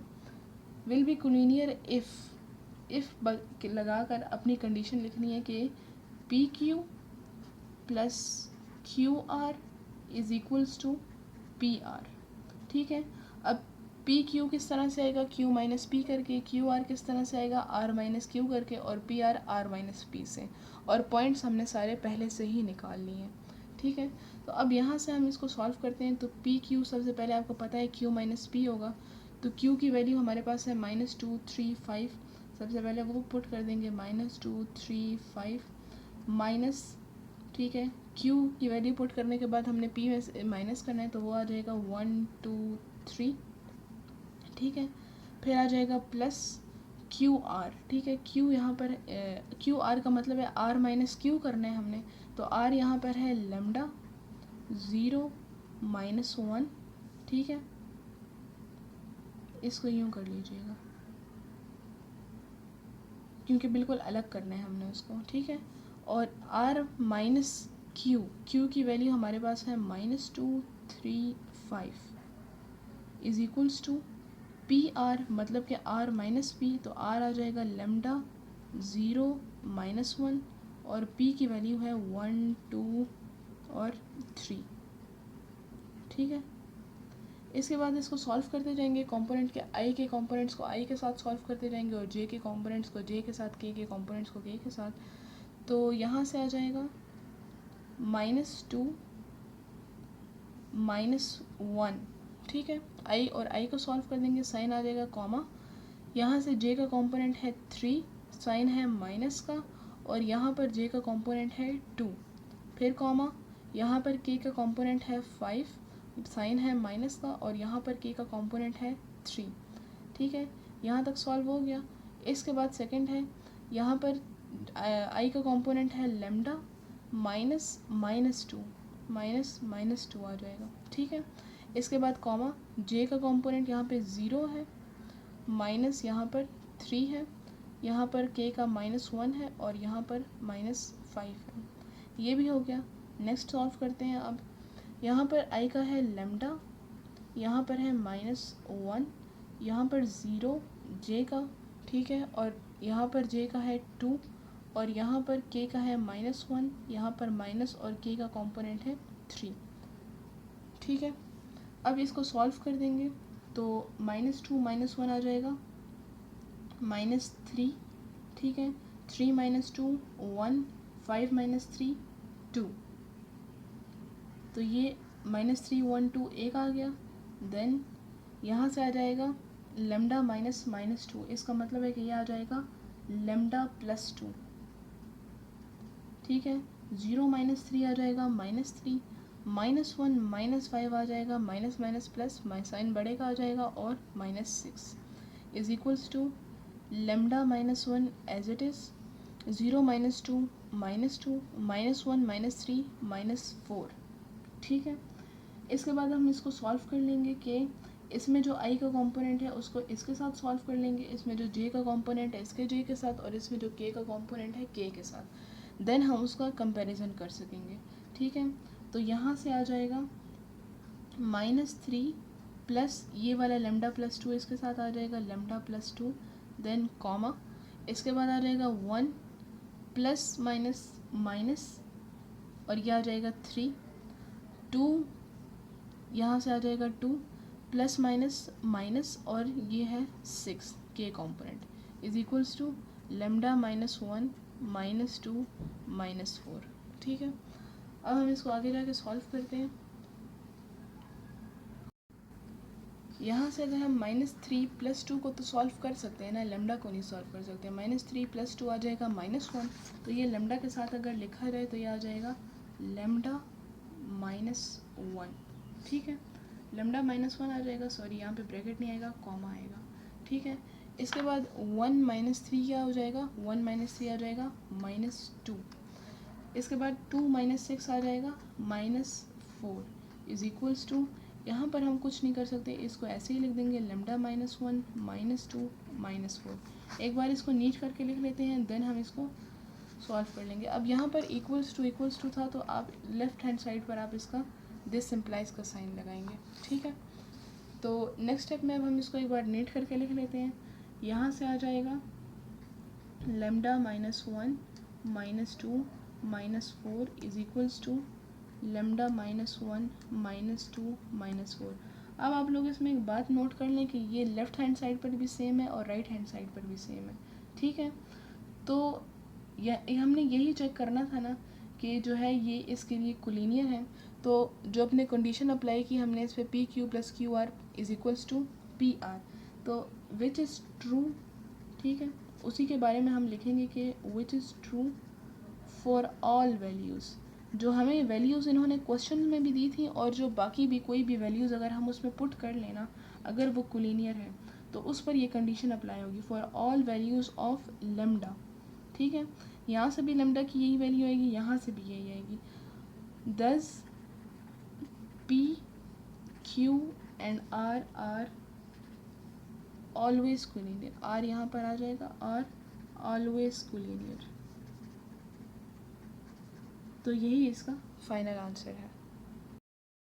नेक्स्ट है question number 5 part 1। Vector A, vector B और वेक्टर सी गिवन है, आपने इसका यूनिट वेक्टर निकालना है, ठीक है। अब यूनिट वेक्टर का एक कॉन्सेप्ट समझ लें कि अगर आपके पास वेक्टर ए हो ना, लेट सपोज वेक्टर ए आपके पास है, तो इसका यूनिट वेक्टर होगा ए डिवाइडेड बाय मैग्नीट्यूड ऑफ ए, ठीक है। मैग्नीट्यूड का तो पता है ना कि अंडर रूट के नीचे a square plus b square plus c square लेते हैं। तो जब भी आपने यूनिट वेक्टर निकालना हो ना किसी भी डायरेक्शन में, तो वो खुद का मैग्नीट्यूड से डिवाइड हो जाएगा, तो आपके पास उसका यूनिट वेक्टर आ जाएगा। अब यहाँ पर आपने यूनिट वेक्टर तो निकालना है, लेकिन पता नहीं है कि ए का निकालना है, बी का निकालना है, सी का निकालना है। इसके लिए आपको एक डायरेक्शन दी जाएगी, वो है यहाँ पर, ठीक है। इस डायरेक्शन को आपने सॉल्व करने के बाद अपना यूनिट वेक्टर निकालना है। तो सबसे पहले हम लिख लेते हैं कि 2a माइनस 3b प्लस सी हमारे पास क्या वैल्यू देगा, 2a माइनस 3b प्लस सी, ठीक है। ये यहाँ पर वेक्टर्स हैं, इज इक्वल्स टू 2a की वैल्यू पुट कर लेंगे इसमें, ये हमारे पास गिवन है i minus 2j plus k, ठीक है, माइनस 3 इसमें b की वैल्यू पुट कर देंगे i minus j minus k, इसको यहाँ पे अलग कर लीजिएगा, ठीक है। इसके बाद जो c की वैल्यू है वो यहाँ नीचे पुट कर देते हैं, ये है 2i प्लस k, ठीक है। अब इसको हम सॉल्व करते जाते हैं। यहाँ से 2 जब i के साथ मल्टीप्लाई होगा तो यह आ जाएगा 2i, माइनस 2 के साथ जब 2 मल्टीप्लाई होगा तो यह आ जाएगा 4j, ठीक है, माइनस 4j हो जाएगा, प्लस ये जब 2 के साथ मल्टीप्लाई होगा तो ये आ जाएगा 2k, ठीक है। इसके बाद माइनस 3 जब i के साथ मल्टीप्लाई होगा तो ये 3i आ जाएगा, minus minus plus 3j, minus minus again plus 3k, plus ये वाले जो टर्म है इसके साथ कुछ मल्टीप्लाई नहीं हो रहा, तो ये सारा ऐसे ही आ जाएगा 2i प्लस k, ठीक है। अब इनमें जो i वाली वैल्यूज़ हैं उनको i के साथ जो j वाली हैं और जो k वाली हैं उन सारों को हम अलग अलग सॉल्व कर लेंगे, ठीक है। तो यहाँ से आ जाएगा 2 माइनस 3 प्लस 2, ये आ जाएगा i, ठीक है। इसके बाद माइनस 4 प्लस 3 और यहाँ पर कोई भी j का कॉम्पोनेंट नहीं है तो यह आ जाएगा माइनस j, ठीक है। और इसके बाद 2 प्लस 3 5 प्लस 1 k 6k आ जाएगा, ठीक है। इसके बाद इसकी कैप बना देंगे, तो ये आपके पास जो डायरेक्शन है ना इसकी वो आ चुका है, यानी कि ये वाली टर्म आ चुकी है आपके पास। अब इसका क्या लेना है हमने, मैग्नीट्यूड। तो ये वाली लिखकर इसके आगे पीछे हम मॉडुलस लगा देंगे और इसका मैग्नीट्यूड लेंगे, ठीक है। यहाँ से आपने सारी ये वाली टर्म कॉपी कर लेनी है, तो यहाँ आ जाएगा 2a माइनस 3b, ये वेक्टर है, plus C is equals to, अब जब हम इसका मैग्नीट्यूड ले रहे हैं ना तो हम इस वाली वैल्यू का ले लेंगे क्योंकि हमने इसकी वैल्यू ये निकाल ली। तो यहाँ से आ जाएगा मैग्नीट्यूड ऑफ आई का नहीं आ जाएगा आई माइनस जे प्लस 6k और इसकी कैप्स बना देंगे, ठीक है। अब इसको जब हम फर्दर सॉल्व करेंगे तो ये आ जाएगा अंडर रूट। अब यहाँ पर जो 1 का कॉफिशेंट है, आई का जो कॉफिशेंट है वो 1 है, तो 1 स्क्वायर प्लस जे का है -1 स्क्वायर प्लस के का है 6 का स्क्वायर। ये नहीं है कि अगर इसके साथ माइनस है तो ये वाला माइनस बाहर आ जाएगा, नहीं, बाहर प्लस ही रहेगा, वैल्यूज़ के साथ माइनस पुट होगा, ठीक है। तो ये आपके पास आ जाएगा अंडर रूट 1 का स्क्वायर 1 प्लस 1 का स्क्वायर 1 प्लस 6, ठीक है। तो ये आ जाएगा प्लस 6 का स्क्वायर 36, ठीक है, इज इक्वल्स टू 36 37 38, ये अंडर रूट 38 आ जाएगा, ठीक है। अब हमारे पास जो हमारे फॉर्मूला में था जो डायरेक्शन थी वेक्टर की वो भी हमारे पास आ गई है और जो मैग्नीट्यूड था वो भी आ गया। तो अब जब हम इसका यूनिट वेक्टर निकालेंगे, ठीक है, तो यूँ लिख लेंगे कि यूनिट वेक्टर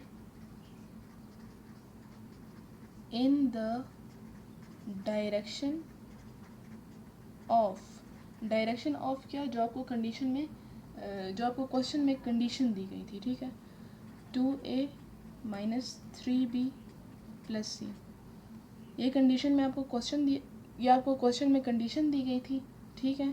तो इसके साथ हम लिख देंगे इज इक्वल्स टू, अब ये वाली वैल्यूज़ पुट कर देंगे, यानी कि इससे पहले वो सिंपल वैल्यू आ जाएगी जो डायरेक्शन आपने फाइंड की है, 2a माइनस 3b प्लस सी, ये पुट हो जाएगा, ठीक है, डिवाइडेड बाय इसका मैग्नीट्यूड भी हमने फाइंड आउट कर लिया, वो है 38, तो वो हम यहाँ पर पुट कर देंगे, ठीक है।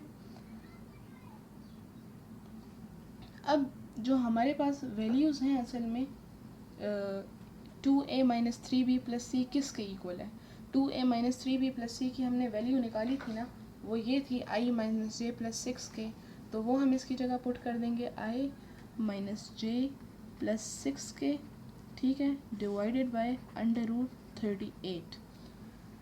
अब i माइनस जे और 6k ये तो आ गया, लेकिन हमने हर एक की अलग अलग, i की अलग, j की अलग और k की अलग निकालनी है, यूनिट निकालना है। तो इसको हम अलग करके इस तरह कर सकते हैं 1 बाय अंडर रूट 38, क्योंकि i के साथ कुछ भी नहीं है, यहाँ आ जाएगा i, बीच में साइन है माइनस का, 1 बाय अंडर रूट 38, यहाँ पे आ जाएगा j प्लस 6 है इसके साथ, यहाँ पर 1 नहीं करना, डिवाइडेड बाय अंडर रूट 38 और ये आ जाएगा k, ठीक है। तो ये हमने इसका यूनिट वेक्टर निकाल लिया, तो यही इसका फाइनल आंसर है। नेक्स्ट इसका सेकंड पार्ट है use vectors to find the length of diagonals of a parallelogram having sides i plus j and i minus 2j, ठीक है। तो सबसे पहले तो इसमें डायगोनल्स ऑफ पैरेललोग्राम है, तो सबसे पहले हम इसमें एक पैरेललोग्राम बना लेते हैं, ठीक है, इस तरह से करके पैरेललोग्राम बना लेना है आपने, ठीक है। अब इसकी जो साइड्स है ना, ठीक है, या इसको हम क्या नेम दे सकते हैं, ABCD,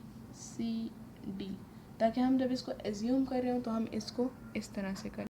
नॉर्मली तो हम पैरेललोग्राम इसी तरह लेते हैं कि यहाँ पर AB, यहाँ पर C और यहाँ पर D आता है, लेकिन यहाँ पर हमने इसके एडजेसेंट साइड शो करनी है, तो यहाँ पर हम इसका C यहाँ ले लेते हैं और D यहाँ पर ले लेते हैं, ठीक है, ताकि ABCD एडजेसेंट साइड्स में आ जाए।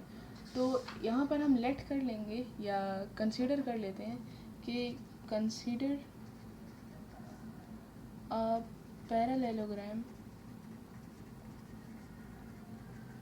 ABCD, ये जो ABCD है ना, ये हमारा अब इस क्वेश्चन को सॉल्व करने के लिए हमारा पैरेललोग्राम है, ठीक है, एज शोन इन फिगर लिख दें, यानी विद एडजेसेंट साइड्स। अब इसकी एडजेसेंट साइड्स कौन कौन सी हैं, ठीक है, वो हम इसमें बता ही देंगे। AB इसकी एक एडजेसेंट साइड है, इसको हम i प्लस j ले लेते हैं, ठीक है, और एक इसकी AC एडजेसेंट साइड है जिसको हम i माइनस 2j ले लेते हैं, ठीक है। तो हम यहाँ पर हम इसकी एडजेसेंट साइड्स मेंशन कर देंगे कि AB जो है ये i प्लस j है, ठीक है, और जो AC है एंड लेकर यहाँ पर ए सी जो है ये हमारे पास आई माइनस 2j, ठीक है। अब हमने इसकी एडजेसेंट साइड्स तो ले ली, लेकिन असल में जो इसकी हमने लेंथ फाइंड करनी है वो इसके डायगनल्स हैं। अब डायगनल्स एक हम यूँ बना लेते हैं, एक हम इसका यूँ बना लेते हैं, ठीक है। ये इनके एजेस से मूव करना चाहिए। तो अब जो इसके डायगनल्स हैं ना वो क्या है, एक तो ये है ए डी इसका डायगनल बन रहा है और दूसरा बी सी डायगनल बन रहा है, ठीक है। तो अब यहाँ पर हम इसका डायगनल मेंशन कर देंगे कि the diagonals of the parallelogram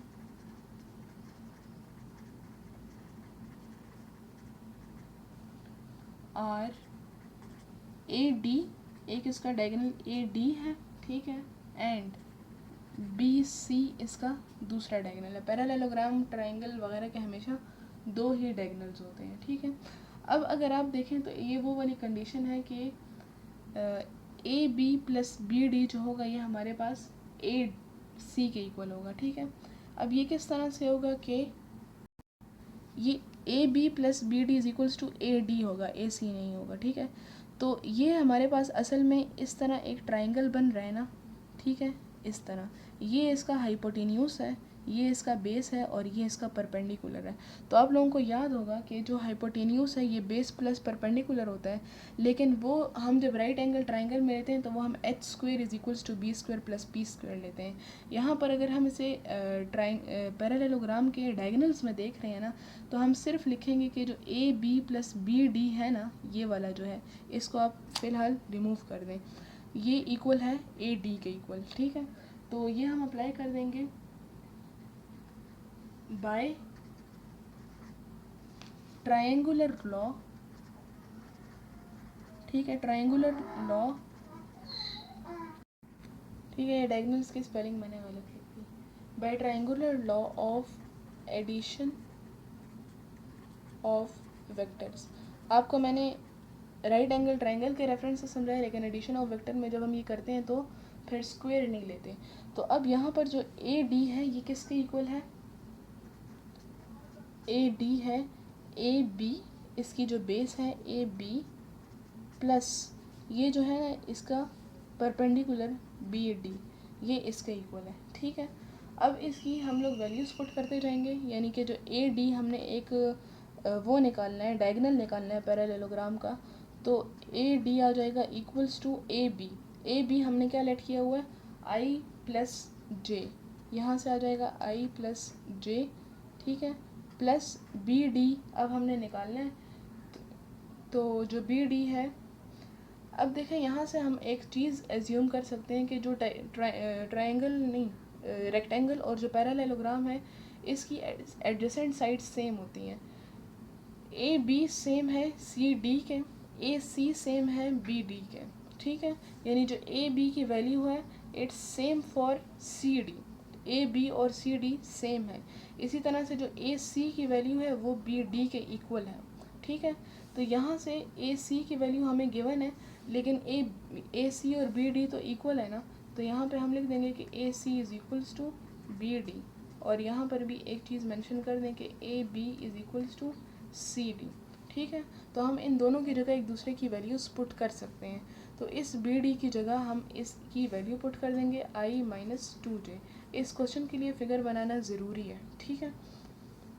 ये वाली ना बनाइएगा, ये मैंने आपको समझाने के लिए किया है, लेकिन ये इसको बनाकर इस तरह से मेंशन करना ज़रूरी है, ठीक है। इसके बाद जो कंपोनेंट आई के हैं उसको आई के साथ सॉल्व कर देंगे, जो जे के हैं उसको जे के साथ। आई प्लस आई हो जाएगा 2i, ठीक है, प्लस जे माइनस 2j हो जाएगा माइनस जे। ये इसका आ गया है वेक्टर आ गया है, ठीक है, ए डी। अब हम इसका ये इसके लेंथ आ गया है डायगोनल का, तो हम ये कह सकते हैं कि length of diagonal A D is equals to this. अब अगर हम ए डी को इसके इक्वल कह रहे हैं तो इसको निकालने के लिए हम इसका मैग्नीट्यूड लेंगे, ठीक है। लेंथ ऑफ डायगोनल में तो वेक्टर्स नहीं आएंगे ना, ठीक है। तो लेंथ ऑफ डायगोनल ये इसकी हेडिंग है। लेंथ ऑफ डायगोनल निकालने के लिए हमें इसका मैग्नीट्यूड लेना पड़ेगा। 2 का स्क्वायर प्लस माइनस 1 का स्क्वायर, ये इक्वल आ जाएगा 2 2 ज़ा 4 plus 1 is equals to under root 5। Under root 5 क्या है, इसके यूनिट्स हैं, ठीक है। हमने लेंथ ऑफ डायगोनल निकाली थी, निकालनी थी जिसके लिए ए डी सपोज किया, ए डी हमारे पास आ गया। अब इससे लेंथ वेक्टर फॉर्म में नहीं आ सकती, लेंथ हमेशा स्केलर में ही आएगी, तो उसके लिए हमें इसका मैग्नीट्यूड लेना पड़ा, जो कि अंडर रूट 5 यूनिट्स आ गया है, ठीक है। और यही हमारे पास length of diagonal A d है। अब डायगोनल ए डी की लेंथ आ गई, नेक्स्ट हमने निकालनी है डायगोनल बी सी की लेंथ, ठीक है। ये जो बी सी है ना, अब इसकी लेंथ निकालनी है, तो वो किस तरह से आ जाएगी, ए बी प्लस ए सी करके, ठीक है। ए सी प्लस ए बी से हमारे पास बी सी की डायगोनल की लेंथ आ जाएगी। अब यहाँ पर एक इम्पॉर्टेंट कॉन्सेप्ट आ गया कि जब हमने डायगोनल ए डी निकालना था ना, तो वो तो डायरेक्ट आ गया था A B plus B D, ये स्प्लिट नहीं हो रहा था। लेकिन अब अगर हमने डायगोनल निकालना है बी सी, तो उसको थोड़ा समझ के करना होगा कि ये हम ए बी प्लस ए सी नहीं कर सकते, ठीक है। हम डायगोनल इस तरह से निकालते हैं। अब यहाँ पर हमारे पास इस तरह का एंगल बन रहा है, ठीक है। इसमें हाइपोटेन्यूस ये है, बेस ये है, परपेंडिकुलर ये है। तो इसको करने के लिए हम ये करेंगे कि A B plus B C is equals to, ठीक है। इसमें जो हाइपोटेन्यूस है ना, वो ये है, ठीक है। क्योंकि ये इस तरह का बन रहा है ना, तो ये हाइपोटेन्यूस है, ये इसका परपेंडिकुलर है, ये इसकी बेस है, क्योंकि ट्राइंगल बनता भी तो उसी तरह है ना, ठीक है। तो अब जब हम बी सी डायगोनल निकालेंगे ना, उसके लिए पहले हम ये कंडीशन लिख लेंगे यहाँ पर कि ये हमारे पास इक्वल आ रहा है ए बी, ठीक है। ये ए बी जो इसकी बेस है, प्लस बी सी जो इसका परपेंडिकुलर है, ठीक है, प्लस बी सी, ये इक्वल आ जाएगा ए सी के जो इसका हाइपोटेन्यूस है। ये हमेशा hypotenuse is equals to base square plus perpendicular square आएगा, ठीक है। अब ये तो हो गया। अब यहाँ पर हम एक चीज़ देख लेते हैं कि हमें ए सी नहीं चाहिए, ए सी तो हमें क्वेश्चन में गिवन था, हमें तो बी सी चाहिए। तो यहाँ से हम बी सी अलग कर लेंगे, बी सी यहीं पर रह जाएगा, is equals to a c minus a b आ जाएगा, ठीक है। ए सी माइनस ए बी आ जाएगा। तो अब ए सी की वैल्यू हमारे पास गिवन है, वो है आई माइनस टू जे, यहाँ पर हम पुट कर देंगे i minus two j, minus a b क्या है, आई प्लस जे, आई प्लस जे यहाँ पर पुट कर देंगे। अब बहुत सिंपल हो गया है, आई माइनस आई ज़ीरो हो जाएगा, ठीक है। Zero I minus to minus J, minus two minus जे हो जाएगा माइनस थ्री जे, ठीक है। ये आ गया हमारे पास बी सी डायगोनल आ गया। अब length of B C diagonal हम किस तरह निकालेंगे, length of diagonal B C is equals to magnitude लेना पड़ेगा इसका। यहाँ पे है ज़ीरो आई का स्क्वायर प्लस जे का है थ्री स्क्वायर, तो ये आ जाएगा under root 3 square, square root square से कैंसिल हो जाएगा, तो ये 9 आ जाएगा। तो हमारे पास जो है ये 9 नहीं 3 आ जाएगा, स्क्वायर से कैंसिल हो गया। तो ये जो इसके 3 हैं, ये इसके यूनिट्स हैं। तो length of diagonal B C हमारे पास 3 यूनिट्स आ गए। ये ही इसका फाइनल आंसर है। Question number 6, show that the triangle with sides i minus 3j 4i plus 3j plus k and 2i minus 4j plus 4k is a right angle triangle. अब right angle triangle का तो आपको एक formula याद होगा कि hypotenuse square is equals to base square plus perpendicular square, ठीक है। अब जब आपको बता दिया गया है कि ये राइट एंगल ट्राइंगल है, तो इस पर यही फार्मूला लगेगा। तो सबसे पहले हम इन साइड्स को नेम दे देते हैं कि लेट, ठीक है, a is equals to i minus 3j, ठीक है, ये आ जाएगा। b इज इक्वल्स टू, ये हमारे पास अगर इस तरफ वेक्टर्स हैं तो ये भी वेक्टर्स होंगे, ठीक है, 4i plus 3j plus k, ये b वेक्टर आ जाएगा, और c वेक्टर इक्वल होगा 2i माइनस 4j, इसके ऊपर भी कैप, प्लस 4k, ठीक है। ये इस तरह से आ जाएगा। अब हमने अगर इसको इस फॉर्मूले में पुट करना है ना, तो सबसे पहले तो इसके लिए एक वो बना लें, ट्रायंगल बना लें, ठीक है। इसमें ए साइड ये है, बी ये है और सी ये है। तो हमारे पास फार्मूला होगा वेक्टर फॉर्म के लिए, ठीक है। ये हमारे पास ज्योमेट्री में फार्मूला होता है और वेक्टर अलजबरा में हमारे पास ये सिंपल अलजेब्रा में और वेक्टर अलजेब्रा में यूँ होता है, ठीक है, प्लस बी स्क्वायर। अब वेक्टर अलजेब्रा के फॉर्मूला को यूज़ करते हुए हमें सबसे पहले इनके मैग्नीट्यूड्स लेने होंगे, ठीक है, देन उसको इस फॉर्मूले में पुट करना होगा। तो सबसे पहले हम ए से शुरू कर लेते हैं। तो ए का मैग्नीट्यूड आ जाएगा is equals to under root, ठीक है। एक बार उस फॉर्म में भी लिख लें या ना लिखें, कोई प्रॉब्लम नहीं है। आई के साथ क्या है 1 प्लस जे का कॉम्पोनेंट जे का जो कोफिशिएंट है वो है -3, इसका square is equals to under root 1 का स्क्वायर 1 प्लस 3 का square 9 is equals to under root 10, ठीक है। ये आ गया हमारे पास वेक्टर ए का मैग्नीट्यूड। इसके बाद हम ले लेंगे वेक्टर बी का मैग्नीट्यूड। तो वेक्टर बी का मैग्नीट्यूड यहाँ से यूँ आ जाएगा is equals to under root, ठीक है।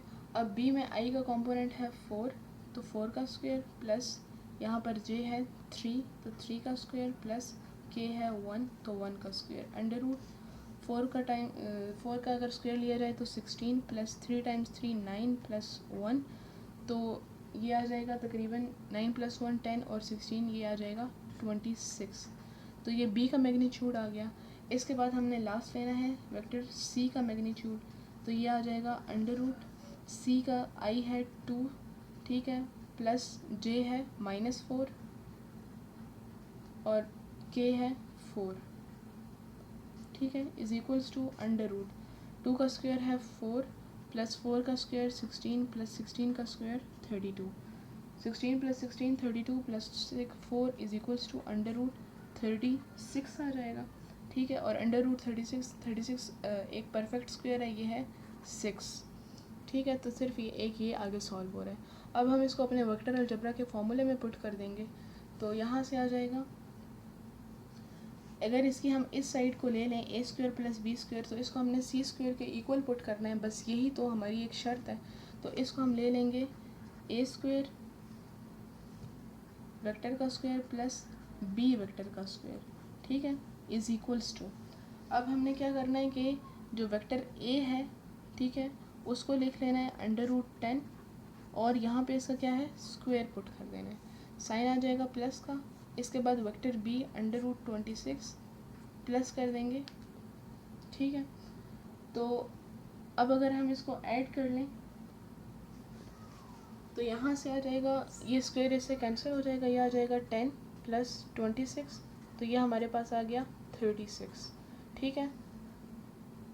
तो अगर हम देखें तो जो अगर सी का अगर हम अब मैग्नीट्यूड का स्क्वायर ले लें, ठीक है, ये हमारे पास ए प्लस बी होल स्क्वायर ए स्क्वायर प्लस बी स्क्वायर का आ गया। अब अगर सी स्क्वायर का ले लिया जाए, ठीक है, तो ये हमारे पास सी 6 है और इसका अगर स्क्वायर ले लें तो ये आ जाएगा 36, ठीक है। तो ये फार्मूला सिंप्लीफाई होगा कि जो सी स्क्वायर है वो ए स्क्वायर प्लस बी स्क्वायर है, तो ये हमारे पास राइट एंगल का फार्मूला है और ये इसको सेटिस्फाई कर रहा है। तो यहाँ पर हम लिख देंगे कि Thus the triangle is a right angle triangle, ठीक है। इस क्वेश्चन में हमने प्रूव यही करना था कि is a right angle triangle, तो ये हो चुका है। नेक्स्ट है part 2, show that the triangle with sides, ये आपको 3 साइड्स गिवन है, इज़ एन इक्विलेटरल ट्राइंगल।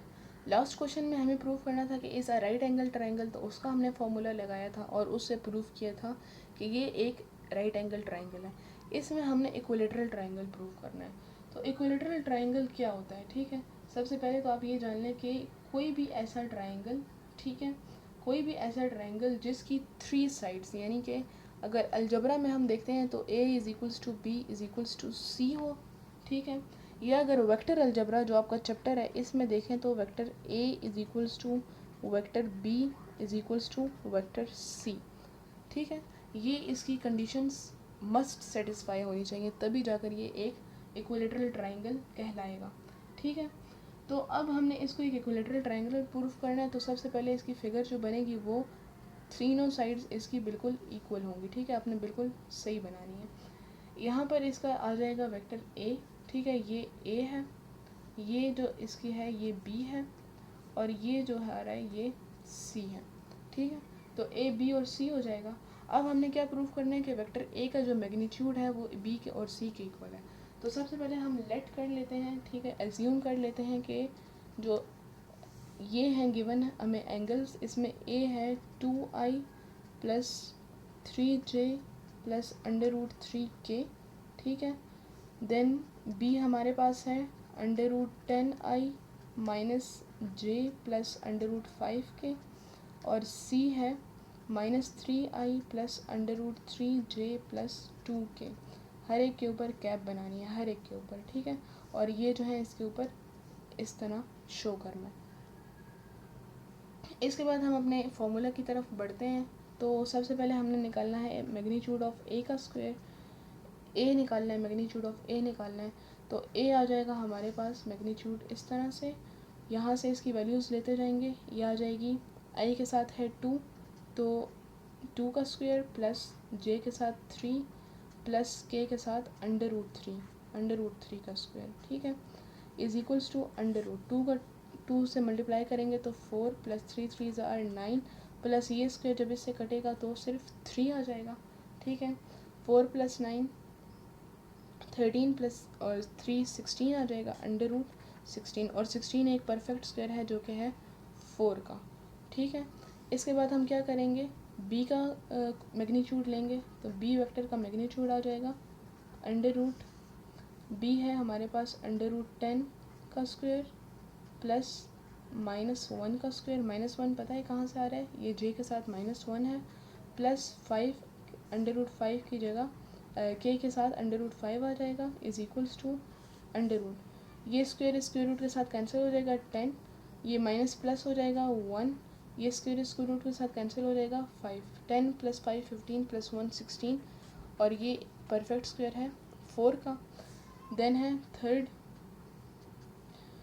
तो इसके लिए हमारे पास आ जाएगा, यहाँ से आ जाएगा -3 का स्क्वायर प्लस √3 का स्क्वायर प्लस 2 का स्क्वायर, ठीक है, √3 जे का है और 2 के का कंपोनेंट है। तो यहाँ से आ जाएगा 3 का स्क्वायर 9 माइनस प्लस हो जाएगा, प्लस 3 √रूट से स्क्वायर कैंसिल हो जाएगा, तो ये आ जाएगा 3 प्लस 2 का स्क्वायर आ जाएगा 4। तो ये अगेन आ जाएगा 9 प्लस 3 13 नहीं 12, और साथ में ये 16 इज इक्वल्स टू 4। तो इससे ये प्रूव हो गया है कि जो हमारे पास वेक्टर ए का मैग्नीट्यूड वेक्टर बी के मैग्नीट्यूड के इक्वल है और ये वेक्टर सी के मैग्नीट्यूड के इक्वल है। तो हम यहाँ पर लिख देंगे, हमारी कंडीशन सेटिस्फाई हो गई है, दस the triangle is an equilateral triangle, ठीक है। तो क्वेश्चन कंप्लीट हो चुका। नेक्स्ट है पार्ट 7। फर्स्ट पार्ट है क्वेश्चन 7 का, find the value of lambda for which, ये आपको एक कंडीशन दी हुई है कि ए का जो मैग्नीट्यूड है ये मैग्नीट्यूड ऑफ 3 टाइम्स बी के इक्वल है, जबकि ए ये है और बी ये है, ठीक है। तो सबसे पहले हम ए का मैग्नीट्यूड ले लेते हैं, यहाँ से आ जाएगा √ ए का मैग्नीट्यूड यहाँ पे 1 आई के साथ 1 प्लस -3 का स्क्वायर प्लस लैम्डा का स्क्वायर, ठीक है। तो ये आ जाएगा 1 plus 3 times 3 9 plus lambda square, तो ये हमारे पास आ जाएगा √10 प्लस लैम्डा स्क्वायर, ठीक है। 10 प्लस लैम्डा स्क्वायर आ गया, या लैम्डा स्क्वायर प्लस 10 कुछ भी आ सकता है। ऑल्सो हमें एक और कंडीशन गिवन है कि 3b का जो मैग्नीट्यूड है वो हम इसके इक्वल ले सकते हैं, ठीक है, ये इक्वल है। तो पहले हम 3b निकाल लेते हैं, क्योंकि हमें यहाँ पर b गिवन है, 3b नहीं गिवन, ठीक है। तो यहाँ पर 3b ले लेते हैं, 3 इंटू बी की वैल्यू पुट कर देंगे i प्लस 2j माइनस के, ठीक है। अब ये जब हम निकालेंगे तो ये आ जाएगा 3i plus 3 times 2 6j minus 3 times 3 times 1 k, ठीक है। तो ये हमारे पास आ गई 3b की वैल्यू। अब यहाँ पर हमें मैग्नीट्यूड जो गिवन है वो 3b का है ना, ठीक है, कि वो इसके इक्वल है। तो अब हमारे पास 3b की वैल्यू भी आ गई है, तो यहाँ से हम अपना 3b का मैग्नीट्यूड ले लेते हैं। इस जगह पर आप ऑल्सो लिख दें, ठीक है, कि आपको कंडीशन गिवन है। अब यहाँ पे 3b का जब हम मैग्नीट्यूड लेंगे तो यह आ जाएगा अंडर रूट, इस वाली वैल्यूज़ को पुट करना है, 3 का स्क्वायर प्लस 6 का स्क्वायर प्लस माइनस 3 का square is equals to under root 3 3 9 minus 3 times 3 is 36, नहीं ठीक है, प्लस 3 टाइम्स 3 9, तो ये आ जाएगा 9 प्लस 9 18 प्लस 36 अंडर रूट 54, ठीक है।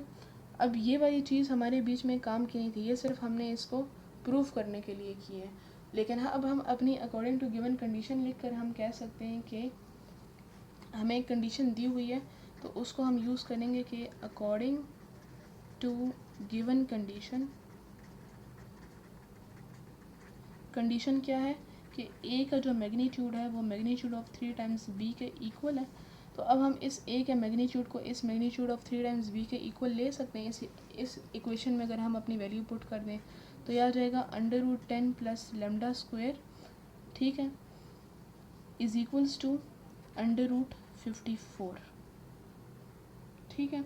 अब हम यहाँ से हमने असल में लेमडा स्क्वायर की वैल्यू निकालनी है ना, तो लेमडा स्क्वायर की वैल्यू हम अंडर रूट जब तक इसके ऊपर है तब तक तो नहीं निकाल सकते, तो इसके ऊपर हम ले लेंगे कि taking square on both sides, ठीक है।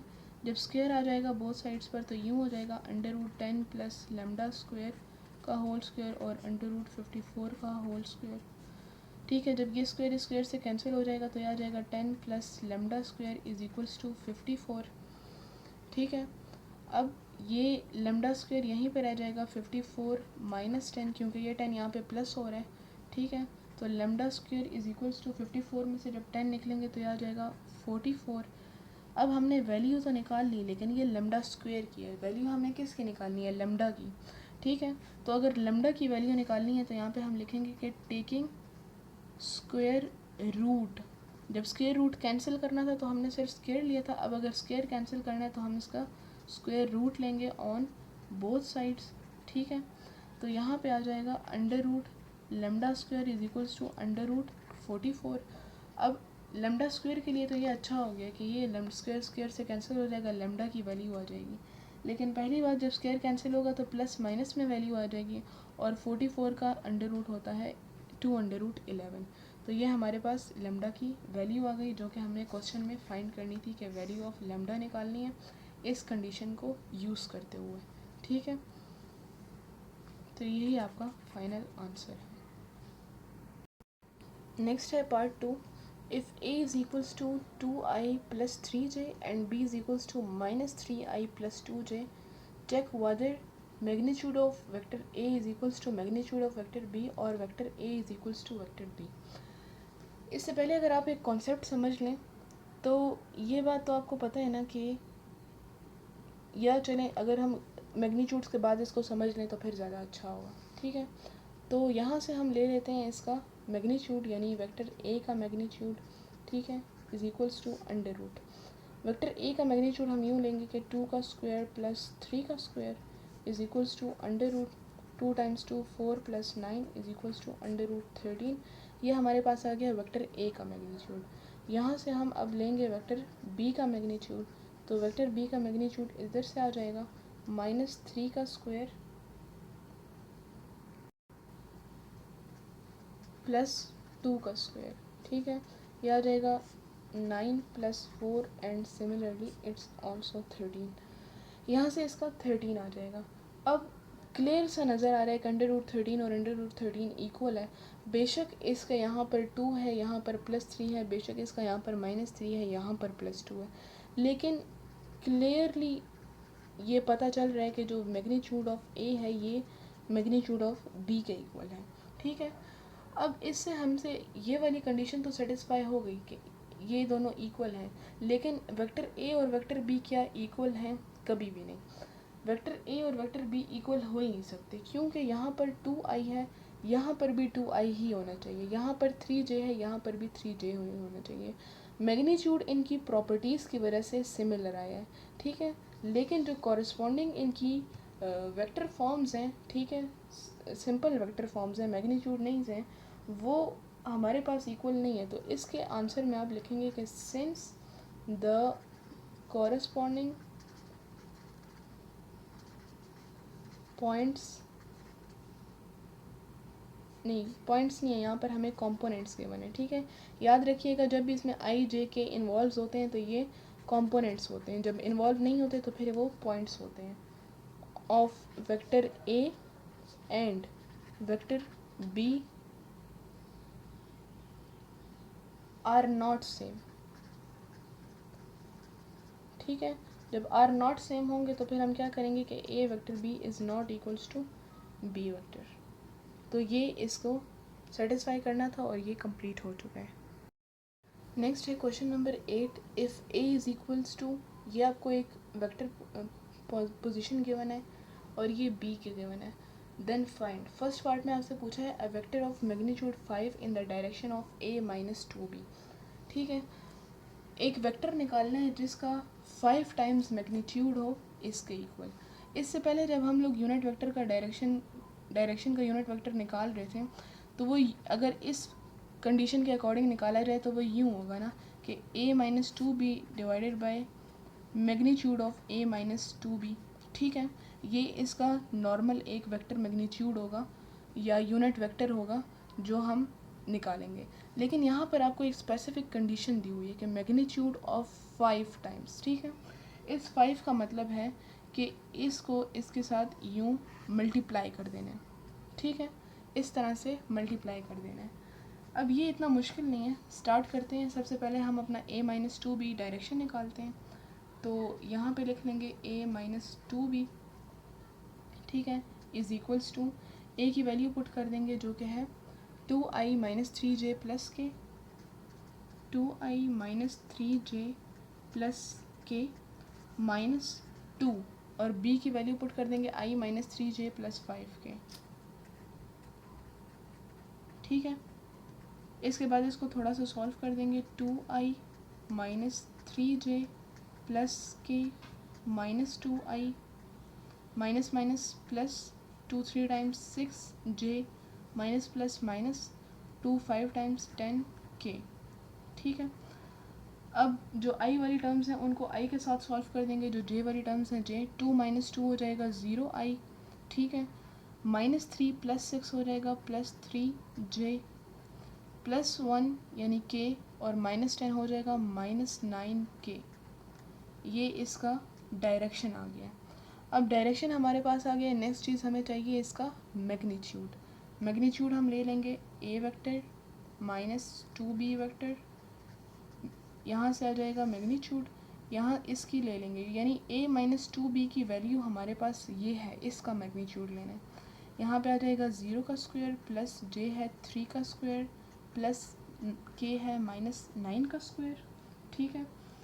इसको अब हम सॉल्व कर देंगे तो यहाँ पे आ जाएगा 0 का स्क्वायर 0 प्लस 3 का स्क्वायर 9 प्लस 9 का स्क्वायर 81, ठीक है। 9 प्लस 81 होता है हमारे पास 90, ठीक है। और 90 इक्वल हो जाएगा ऑलमोस्ट 3√10 के, ठीक है। यानी जो मैग्नीट्यूड आ गया है वो इसका है 3√10। अब जो मैंने आपको फॉर्मूला बताया था अब इसमें उसको पुट करते जाना है, ठीक है। अब ये कैसे होगा कि नाउ यहाँ पे लिख देंगे नाउ, ये बेशक अपने पास साइड बॉक्स में लिख लीजिएगा, आंसर में एंड पे लिख लीजिएगा, कोई प्रॉब्लम नहीं है, ठीक है। नाउ द वेक्टर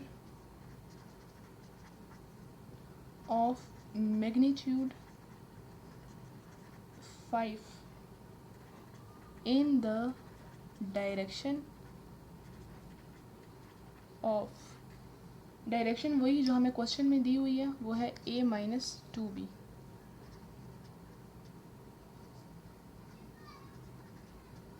इज, ठीक है। यहाँ पे आ जाएगा 5 टाइम्स जो इसकी वैल्यू है वो पुट कर दें। a माइनस 2b की वैल्यू हमने निकाली थी तो वो थी 0i plus 3j minus 9k, ये यहाँ लिख देंगे, ठीक है। देन इसका मैग्नीट्यूड की वैल्यू, मैग्नीट्यूड हमने अभी अभी निकाला वो है 3√10, ये यहाँ लिख देंगे, ठीक है। इसके बाद हम क्या करेंगे कि मल्टीप्लाई कर देंगे सबसे पहले इनको, ठीक है। तो मल्टीप्लाई हम इस तरह कर देंगे कि न्यूमरेटर को न्यूमरेटर के साथ मल्टीप्लाई कर देंगे। 5 0 टाइम्स 0 आई ही आ जाएगा, ठीक है, प्लस 5 3 टाइम्स 15 जे, माइनस 5 9 टाइम्स 45 के, डिवाइडेड बाय अंडर रूट, नहीं ये अंडर रूट 3 अंडर रूट 10 है, 3 अंडर रूट 10, ठीक है। अब इसको आई को अलग, जे को अलग, के को अलग कर देंगे तो यहाँ से आ जाएगा 0i, ठीक है। 0 बाय 3 अंडर रूट 10 ज़ीरो ही होगा, क्योंकि ज़ीरो से कुछ भी डिवाइड हो जाए वो ज़ीरो ही आता है। तो 0i plus 15 divided by 3 under root 10 j, minus 45 divided by 3 under root 10 k. अब ये 3 1 टाइम्स 3 5 टाइम्स 15 हो जाएगा, और ये 45 है, 3 1 टाइम्स और 3 15 टाइम्स, ठीक है। तो इसका जो फाइनल आंसर आ जाएगा वो है 0i plus 5 divided by under root 10 j, ठीक है, minus 15 divided by under root 10 k. यही इसका आंसर है। नेक्स्ट है पार्ट 2। अब इस क्वेश्चन को आपने बहुत गौर से करना है, क्योंकि लास्ट जो सारे क्वेश्चंस किए हैं और इसमें बहुत बड़ा डिफरेंस है। वो क्या है? ऑपोजिट इन डायरेक्शन, ठीक है। अभी तक हम जितने क्वेश्चंस कर रहे थे that was in direction of, ठीक है। ऑपोजिट का वर्ड नहीं आया था, जिसका मतलब यही है कि फॉरवर्ड डायरेक्शन में। तो ऑपोजिट इन डायरेक्शन में अब हम क्या ऐसा ख़ास करेंगे जो इन डायरेक्शन में नहीं करेंगे, ठीक है। बाकी सारा काम वही है, ठीक है, कि हमने यहाँ पर अब हमें direction 3a plus be the हुई है, तो यहाँ पे मैं कॉर्नर पे इसका फार्मूला लिख दूँ, ये आप लोग यहाँ से कॉपी कर लीजिएगा। तो यहाँ पे आ जाएगा, डायरेक्शन आ जाएगी 3a प्लस बी, ठीक है, divided by magnitude of 3a plus b. ये तो ठीक है, लेकिन जो हम इसके साथ मल्टीप्लाई करेंगे ना, जो है मैग्नीट्यूड ऑफ, ये हम ऑपोजिट के लिए किस तरह से मल्टीप्लाई करेंगे ये मैं क्वेश्चन के आखिर में बताऊं, ताकि आपको सारा समझ आ जाए, ठीक है। सबसे पहले तो हम इसके डायरेक्शन निकाल लेते हैं। ये है 3a plus b is equals to, ठीक है, तो 3a की वैल्यू पुट कर लेंगे जो आपको क्वेश्चन में गिवन है, ये है 2i माइनस 3j प्लस के, ठीक है, प्लस बी की वैल्यू पुट कर लेंगे जो आपको क्वेश्चन में गिवन है, वो है आई माइनस 3j प्लस 5k, ठीक है। सिंपली इसको सॉल्व करना है। 3 times 2 6i minus 3 times 3 9j plus 3 times 3 times 1k, plus ये ऐसे ही सारा आ जाएगा क्योंकि इसमें कोई मल्टीप्लाई नहीं करना, और बाहर भी साइन प्लस है तो चेंज नहीं होगा। इसके बाद सॉल्व कर लेंगे। 6 plus 1 7i minus 9 minus 3 minus 12j plus 3 plus 5, ये आ जाएगा प्लस 8k। ये हमारे पास आ गई इसकी डायरेक्शन। नेक्स्ट चीज़ जो हमने इसके फॉर्मूला में पुट करनी है वो है इसकी मैग्नीट्यूड। मैग्नीट्यूड फाइंड हम किस तरह से करते हैं, यहाँ पे आ जाएगा 3a plus b is equals to under root, ठीक है। अंडर रूट में फिर इसकी वैल्यूज़ का अलग अलग स्क्वायर लेंगे। यहाँ से आ जाएगा 7 का स्क्वायर प्लस माइनस 12 का स्क्वायर प्लस 8 का स्क्वायर, ठीक है, is equals to under root 7 times 7 49 plus 12 का स्क्वायर होता है 144 प्लस 8 का स्क्वायर होता है 64, ठीक है। इसको जब हम ऐड कर लेंगे तो यह आ जाएगा 7 5 2 257 आ जाएगा, ठीक है। इसके बाद क्या करना है, हमने इसको इस पर डिवाइड करना है, तो वो भी कर लेंगे। तो इसके बाद आ जाएगा कि यूनिट वेक्टर इसका निकाल लेंगे, ठीक है। Unit vector in the direction, ये लाइन बेशक अपने लास्ट क्वेश्चन में भी लिख दीजिएगा जो इसका फर्स्ट पार्ट था। इन द डायरेक्शन ऑफ, जो क्वेश्चन में दी हुई है 3a प्लस बी इज़, ठीक है। यूनिट वेक्टर किस तरह से आ जाएगा, जो आपका वेक्टर है, जो आप डायरेक्शन दी हुई है उसको 7i minus 12j plus 8k divide कर देना है इसके मैग्नीट्यूड पे 257, ठीक है। तो यहाँ से आ जाएगा 7 by under root 257i minus 12 by under root 257 यहाँ पे आ जाएगा j plus 8 divided by under root 257 k। अभी क्वेश्चन यहाँ ख़त्म नहीं हुआ है, ठीक है, ये हमने सिर्फ इसके यूनिट वेक्टर तक सॉल्व कर लिया है। जो क्वेश्चन में जो मेन बात थी ना 3/7 ऑपोजिट इन डायरेक्शन, अब वो मैं समझा रहा हूँ, ठीक है। तो यहाँ से आपने बहुत ध्यान रखना है इन डायरेक्शन और ऑपोजिट इन डायरेक्शन। तो नेक्स्ट पेज पे चले जाते हैं, ये ख़त्म हो गया है। ऑपोजिट इन डायरेक्शन का यहाँ पे पहले आप एक लाइन लिख दें कि now the vector of magnitude, ठीक है, now the vector of magnitude 3/7 is opposite in direction।